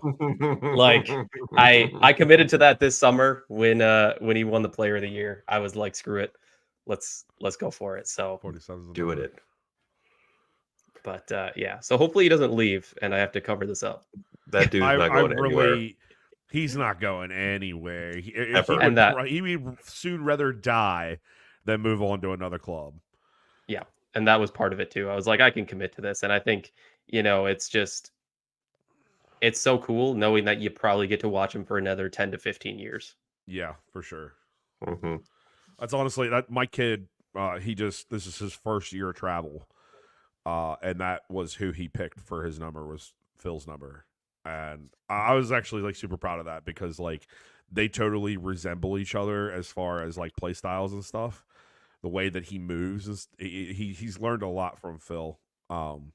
He's an excellent person to learn from. I mean, the amount of skill that kid has is unimaginable. So. Yeah, Phil and Rico are both 5'7", so Jordan is 100% looking them square in the eyes. It's kind of weird knowing that you could go out on the pitch and tower some of these players. Well, Joe, All of you're them. out of that Joe could conversation. tower. You're out of that conversation. I will remove myself from that one. Holland will be the only one that's remotely close. All right, favorite City player all time. Answer can be the same. Joe, I'm gonna let you start out. You've been here longer. I'm gonna go get him. I'll show you. Okay, I'm gonna start then. I'm right here. He's very close. Oh, okay. One of my prized possessions. But it's a signed Vinny card from Belgium. So City loves you more than you will know. I'm the when I played basketball, I was the glue guy, the knock down open shots, set screens, play defense, rebound. So his mentality as a center back just totally hit home for me. And then just seeing the kind of person he was when I first watched the Amazon Prime documentary, just seeing the person he was and just hearing the way other players spoke about him, just like instant like emotional attachment right away. So he's my all-time favorite City player. I'm gonna say the weird thing. It's not entirely true, but I love history more than I love the present sometimes. I might get slated for this considering that I haven't watched for that long, but it's gonna be Colin Bell. The amount of shit that he did for this this club is, I mean, how can you not just be enamored with what he's done? Yeah, I would probably say Colin Bell. I would love to have a big old 8 up on my wall with his name over top of it. But if I'm going to be realistic, with what I have seen over the last few years, really paying attention and studying in that off season after Aguero left us for Barcelona, and really understanding what he meant to the club and what he provided and where he came from and all that stuff. Like, Aguero is my favorite all-time player. Yeah, if the company's 1A, Sergio's like 1A minus for me. I like when you brought up watching him score his final goals with City, those 2 that he put in. Yeah. Real tears came down my face when I was watching it down this basement. Like, and I didn't even have live that type of attachment. Yeah, so I already knew what he meant to y'all, and to see him go out on such a high, like, that was emotional for me. And I think that maybe just comes from understanding sports and being in that moment. You know what I mean? Absolutely. So yeah, I wanted to bring that up when you first mentioned it, but we got rolling on other topics. But I'm glad you mentioned that, and good question, Evan, so I could remember to mention that again. But yeah, Serge, you mean Evan? I struggle to pick between Company and Silva. I just feel like those two, and just I don't think they need an explanation, in all honesty. I feel that special attachment for Silva because I don't feel like I'm here with City without him. But I look at Company and I almost cherish the moments of Company more when his physical ability was deteriorating and he was there as more of a leader, I Mhm. almost cherish those moments of him more to show kind of what he meant to the club when he, his legs couldn't give it all, but like he was still as much of a leader as ever. For sure. All right. Goosebumps. All right. If you know the answer, how many City kits do you own?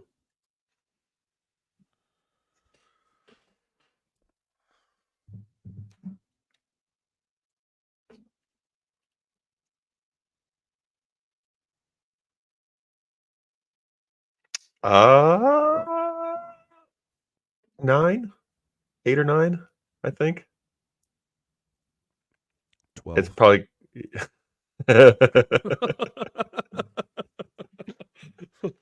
If you want to include my entire household, it probably doubles that number. Oh, yeah.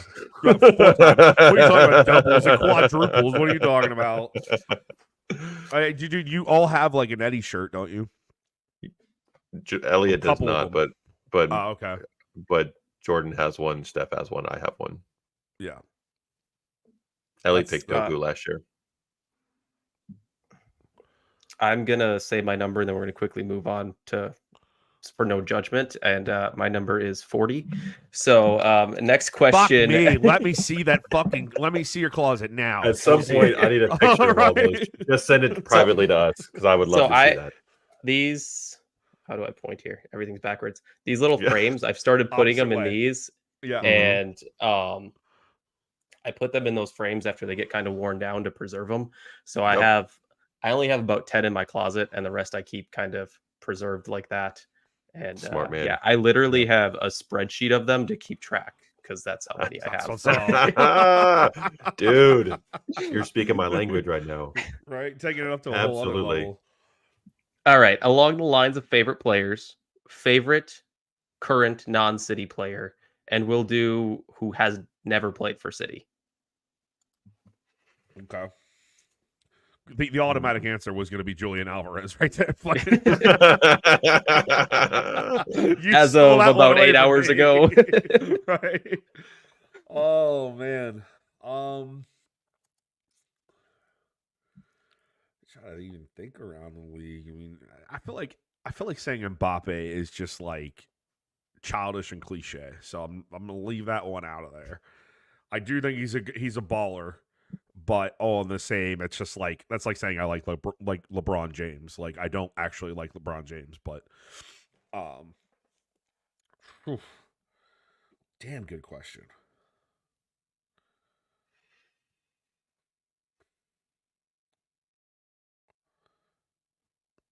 Got it. I've got it. Oh, Musiala, dude. Musiala is a ballin' son of a bitch. We can get him one day, man. I'd be the happiest son of a bitch in the room. Like, that guy. He balls.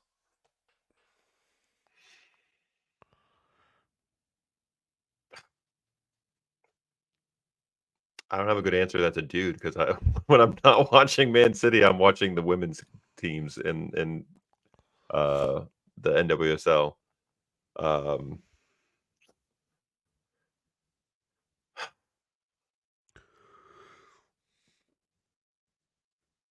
Man, I will go with Fede Valverde. I like the way he plays, and if somehow he was to leave Madrid, I would love for us to go grab him because he would fit in pretty much anywhere in our club. And I really like his play style and energy, and I'll go Fede Valverde of Real Madrid. All right, Quality player. before I give my answer, I'm going to give you the next question to give you some time to think about it. The next one is your favorite all-time player who hasn't played for City. But my answer to the previous question is Alexander Isak at Newcastle.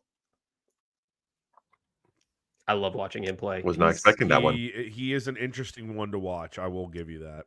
I am very hyped up on him, and I would have loved to sign him as an Alvarez replacement, but that makes no sense when he can score 20 goals a year for Newcastle. Right. Exactly. Man, all time. See, that's almost not a fair question to me because I don't have a lot of time to give an all time. I have 5 years, right? Yeah, 5 Yep. years. I'm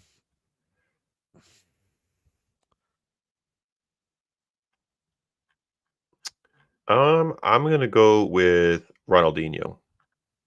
The Brazilian flair, the smile. I'm going with Ronaldinho.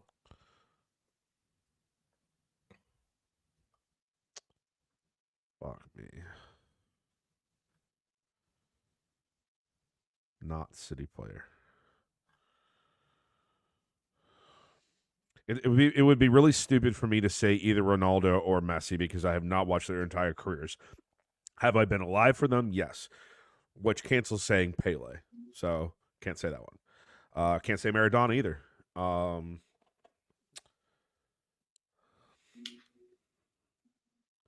don't know. You know what? I want to. I'll do this. The initial inspiration that I got for the game actually came. I believe it was the 98 World Cup when Croatia first got their entrance into the tournament. I believe if that is correct, I will tell you that that whole squad can be my favorite all time. Just because when I remember watching them that season, I think they only got, I don't even know if they made it to the runner-up spot, but they made it pretty decently far, and it was inspiring to watch. Third place game. Third place game, okay. Yeah, they were inspiring as hell to watch, and I wish that from that point in time I would have continued on watching. So if I were to pick an all-time, it would just be the 98 Croatian team. Sounds good. Yeah. Mine is right around with Silva, David Villa. They were basically the two players that really got me into the game. So for both of them, that's actually the one game I've been to that isn't City. When he was on NYCFC, I went and watched him in Chicago and got to see him score. So that was pretty cool. Nice. Jelly. All right. Favorite sport other than football, or just some hobbies that you like to entertain your time with if you do anything outside of City. Joe's got a spoken for life. I don't know. I spoke it well. Yeah, it's football nonstop for me, especially in the fall and in springtime. Pre elbow injury, when I broke my elbow, I would actually go and play basketball on a fairly regular basis, and that's still one of my first loves. So, sport wise, basketball still up there. Hobby wise, though, when I'm chilling, I'm watching movies or binging TV shows. I love rewatching all the Marvel movies, all of the Star Wars movies and TV shows that are on Disney Plus. So movie / TV buff on the outside of football hobbies. That's my way to unwind. Typically, it's comfort shows that I've watched before because I already know the ending, and that helps I feel like I'm in control of my world at that point because I already know what's going to happen. But yeah, so other sport, basketball for sure. I coached for a little while too with the youth of the Maryland area and love that. Obviously played for a while, but hobbies though, Marvel, Harry Potter, Star Wars, all the nerdy things that are now the cool things. Where's your glasses at, bro? Mine? Yeah. Do we need to put a little lightning bolt tattoo on your forehead? I was Harry Potter for Halloween not too long ago, and I had the glasses, and Steph drew a lightning bolt on my face. So yes, absolutely. Sorry, I had to take the piss out of you there. Over behind me, that's Pep. Oh, yeah. I have my wand from Ollivander's down in Universal Studios. So the family wands are all there. Yeah, buddy. That's all right. That's all right. I'll let you nerd out. That's cool. I'll let you nerd out. Shit for me.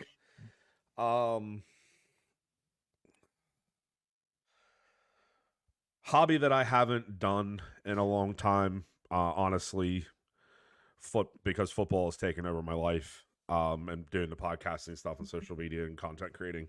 I was a DJ for a while, so that's my hobby. I like to make mixes, and I think the biggest thing for me is when I was doing it as a performer is seeing the happiness conveyed into people. It was like a weird transfer of energy. That was very awesome to watch. Even being in a spectator role, going to shows and stuff like that, concerts. We actually in DC have the #1 nightclub in America called Echo Stage, and I spent a lot of my time there before my son was born, and even a couple years thereafter, as I had some roles with different promotion companies. So that's definitely my hobby. My sport to go to, there's nothing more cathartic to me than ripping some fucking balls with a bat. I love, even if it's just like pick up softball games with some of the older guys, but if I could go back to playing baseball, I absolutely would. It brings just old memories, really. The feeling of being home. I played baseball growing up in Pittsburgh, all the way up until I moved to Virginia, and that was the one thing that I could count on. All my friends from school, they were always in the same leagues with me. We all played on the same teams and stuff like that. So, yeah, that would be my go-to sport aside from playing football, not American football. Yeah. What about you, bro? I'm a big basketball fan, so I'll start with that one. You a Bucks fan? I'm not. So Really? I am. When I was in like middle school is when Steph Curry was in college, and I basically fell in love with him. You guys are Warrior fans. That's right. Yeah, Picture of and it. I mean, I'll straight up say that I would have been a fan of whatever team he went to, and I have no issue saying that because, Yeah. I mean, if you truly know him as a person, not to get like sentimental, not that I like personally know him, but just Right. like, his beliefs and everything he stands for, he truly is a stand-up guy. So, that's just cool for me. And then In NBA basketball, dude, that it's about the stars. So you Yeah. follow the players, not not necessarily team teams. So anymore. there is absolutely nothing wrong with saying whatever team Chef would have gone to would have been a fan of. It's about the stars more so than the name on the front, and that's okay. That's the way basketball is at this point. So yeah. And just then embrace it. on top of that, I am probably the only international football fan that is also a NASCAR fan. I don't feel like those communities mesh. And so my parents always watched NASCAR when I was younger, and that has stemmed into like IndyCar and Formula One as well. So I kind of watch all of that. And yeah, I've been to a couple Indy 500s, so that's cool. That's cool. That's super cool. And then as far as hobbies, going along with racing, I don't know if you can see here. I'll turn this a little bit. I have this gigantic sim racing setup right here. I was wondering what that was, dude. Yeah. Colby must have bumped his mic. Yeah, no, my mic is dead again. All right, so here's what's happening. Evan, I'm coming up and hanging out for a weekend, and I'm not leaving that fucking chair. Sounds like a plan. All right, cool. That's it. I really didn't even think about that, honestly. That should have been my hobby. I've been doing that since I was 17, 18 years old. I had a buddy of mine who had a garage here local in town, and I knew all the car guys in town, and that's where we would all take our cars and work on them and shit. So much to the point where some of us actually, right near me is Summit Point Raceway. Okay. And if you know anything about E68 racing and the lower chambers of course racing and stuff like that, you'll know that place. I actually went up and got certified to drive on that track with my car. At the time, I had a '97 Jetta VR6 Turbo, and yeah, that was that was my getaway, is driving. And then of course that led to World Rally Championship and Formula One. You know, I've been on that ever since. I can get NASCAR. I was a NASCAR head when I was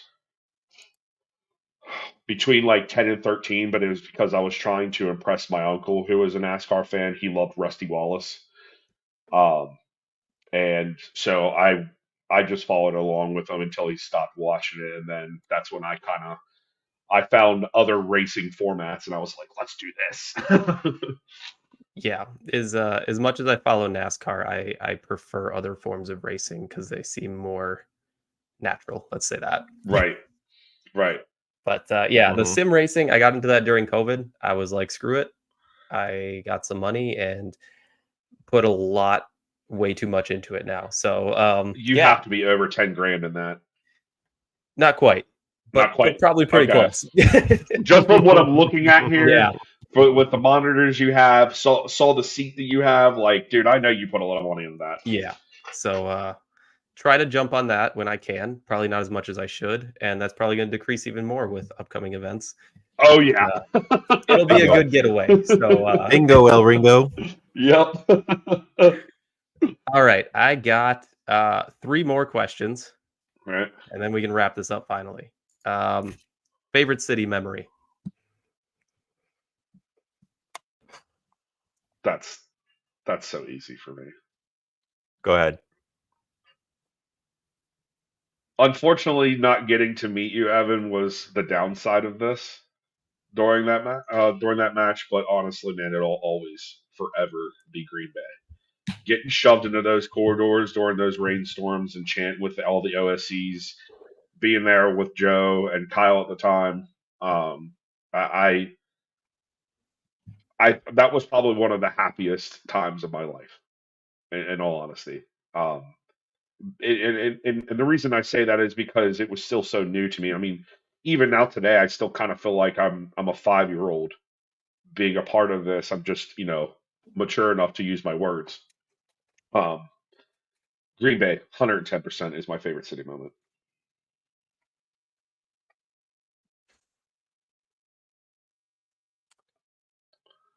I will probably go.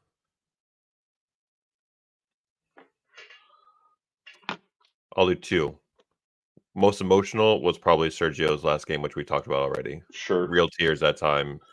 So most emotional I got for City was that. I think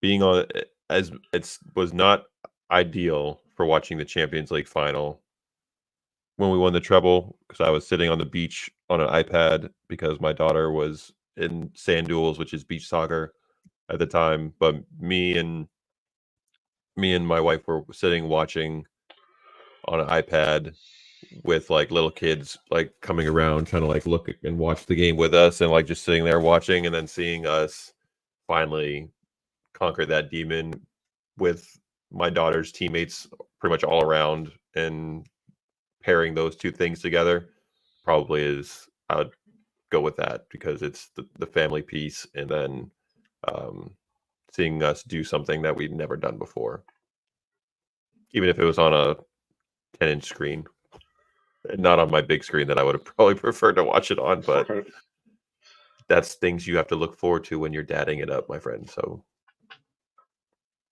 Please be a soundboard, or please know that we're a soundboard for you as you're going through this whole thing, man. Because if there's one thing that I probably needed during that time was some good solid friends to like bounce some shit off of and make sure that I was doing the right thing. And you're an astute guy. I don't think you should have any problem with this, but sometimes we all fall a little short. So you ever need some fatherly advice, we're always here for you, bro. I appreciate that. Yeah, it's nice that I feel like I found some true for life friends through this, For sure. and that's just 100%. it's part of why we do this, and that's what makes this Mhm. all so cool. So Mhm. it's What's You're your fave? you're my brother that lives in Wisconsin. Okay, T-Pain. anything Trying to cheese. get the thing. What's happening? Dude. Oh my God, cheese curds. Listen, if I lived in Wisconsin, I'd be the fattest motherfucker alive.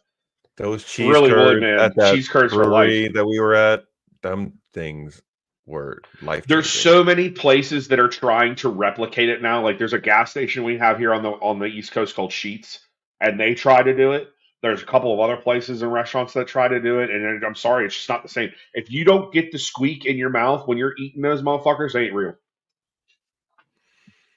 You know what I'm talking about. I get frustrated when places around here mess it up. Like it's your one job, right? Yeah. Culver has mainstreamed that shit. I feel like they do a decent job. Yeah. If you don't know what Culver's is, everybody, you can find one while you're in the Midwest, or if you're in Charlotte, just south of Charlotte, North Carolina, they have one there. Please stop in and get yourself a Butterburger and get some cheese curds and get some of that house-made root beer that they have, because that shit is honestly the best.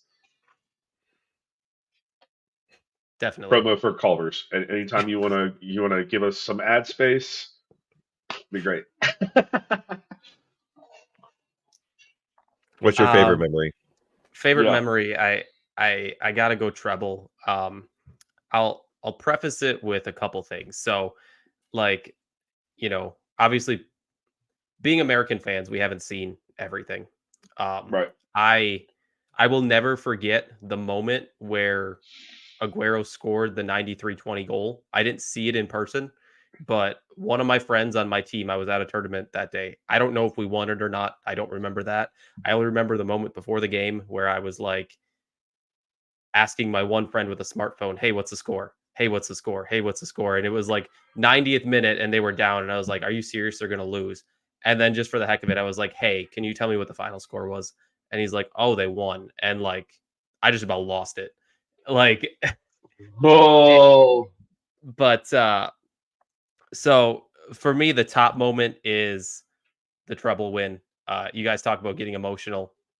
Definitely got emotional with that one. I was close to getting emotional with the Gundogan double goal, because that one for me felt like I got to see my Aguero moment finally. Like I got to be a part of it. And like I think for that one, it was just raw emotion of happiness. And the other one was almost like the treble was like relief of like, we actually did it. It was cathartic. Right. It was. And especially knowing that you don't have to basically tuck your tail between your legs every time a United fan says some dumb shit. Now you can say, right up there, bro.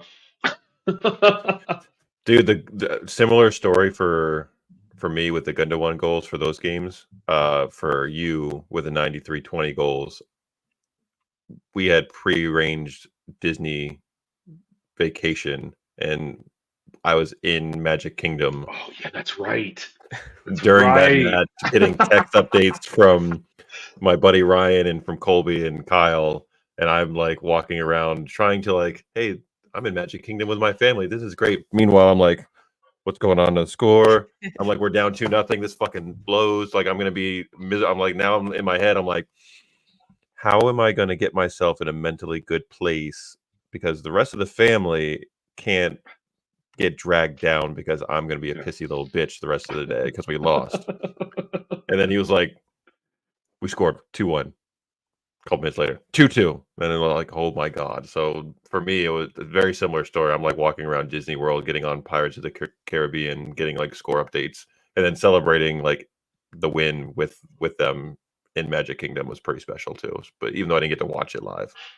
I'm too abrasive. I would have gotten on any one of those rides and been streaming the shit while I was doing it. And not giving a fuck about the ride. There's a reason why I have Hulu Live and will not miss a game regardless of anything. Mm-hmm. Yep.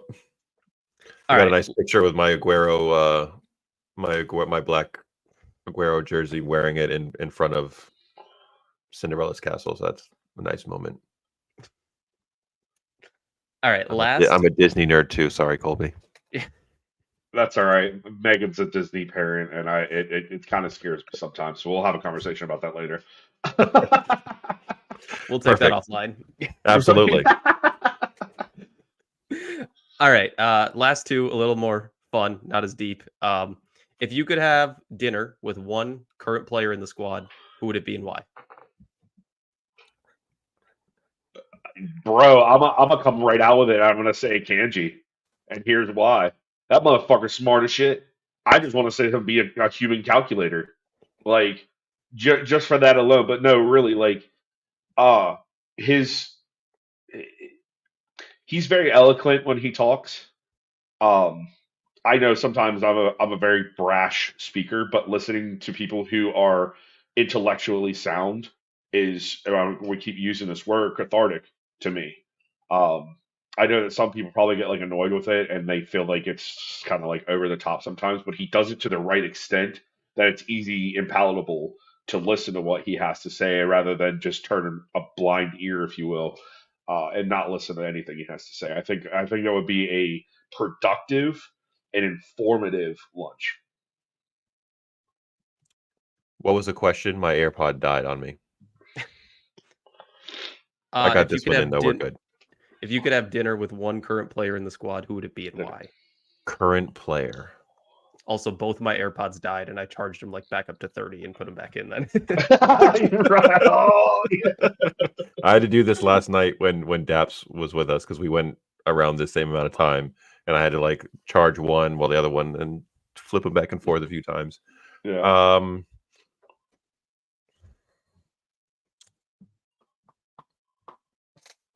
I would like to have dinner. You said player, right? So I can't pick Pep, huh? That would have been the first one.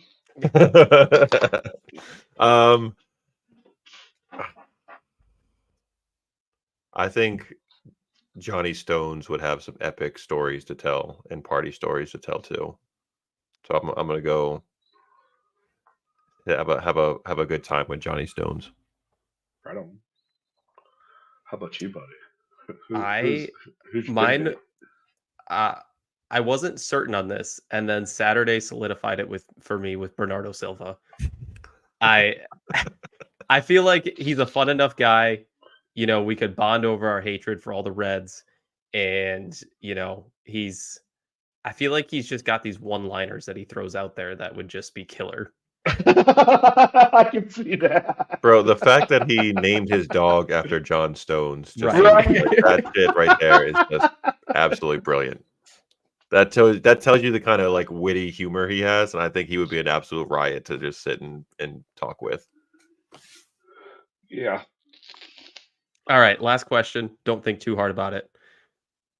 Pep asked you guys to suit up against Chelsea. What position are you playing?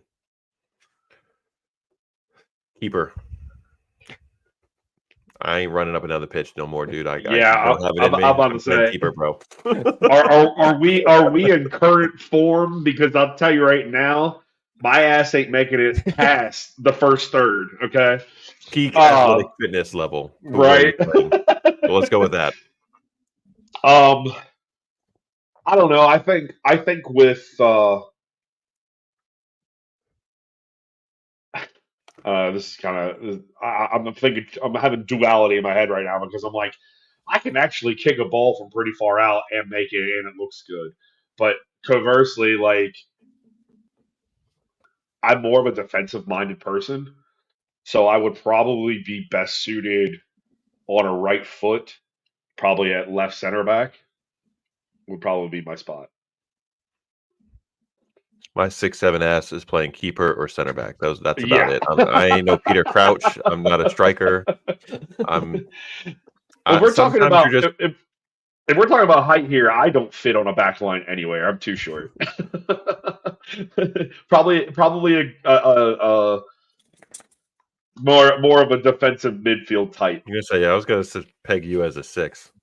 Yeah, more of a defensive midfield type, and being more on the pivot, being more of like a distributor, would probably be my strong suit. I mean, you got guys like Fernandinho and Conte who show that you can play that role and not be a big dude. They're like height wise, so Exactly. What about you? I think I'd give about the best 3 minutes of my life on the right wing and then call it quits. Let me just try to cut inside to my left. I'm left-footed. Let me try to get one cross to Holland's head and then sub me out. Put someone who can do Just keep on running down the tunnel in Rudy style, and right. His first dribble down to the byline, he's winded. He's like, they'd have to stretcher me off just because I'd be so winded. He falls down like, I pulled a hammy. Oh damn. All right, that was a fun one to end on. So thank you guys for giving me your entire Monday night. Absolutely. You are welcome back whenever. We'll try not to go as long or longer. We'll see if we can beat it. Hey, listen, if Martin from the Mancunian way can go 24 hours, I think we could probably go match for match with that. It might be a thing that we have to do, like bring all the city podcasters together in the United States and do like a marathon thing. A 1:15 marathon stream when we beat There you go. There you go. Put it out in the universe. I think I did 3 hours on your show, so we topped that. And so thank you guys for coming. Go follow them. Thank you for having us. They got both of their personal follows here on the video if you're watching. Otherwise, go follow Snobby Pod everywhere: TikTok, Instagram, Twitter, or X, whichever you prefer to call it. I prefer Twitter because I'm old. And but new episodes every Sunday. So yes, go give them a follow. Subscribe to their channel. Subscribe to my channel. Like this video. Like their videos. Support your city content creators. There's a lot of good ones out there in the community. So smash the likes, smash the subscribe for Evan, please. We want to get his numbers up. We gotta have him on the same level. He's been around longer than us. Get him in the fold, dude. This guy's smart. He is. If any of our previous guests or anybody that we know out in the universe, the city universe, please give him a follow. He deserves it. I appreciate that. So yes, sir. You guys are the best, like I said. So I have nothing but kind words to say. So thank you guys for coming. And beyond that, we play Chelsea this weekend. First game of the season. We got a long season ahead, and I'm sure you guys will be ready to break it down come Sunday. And absolutely, I'll be there come Monday.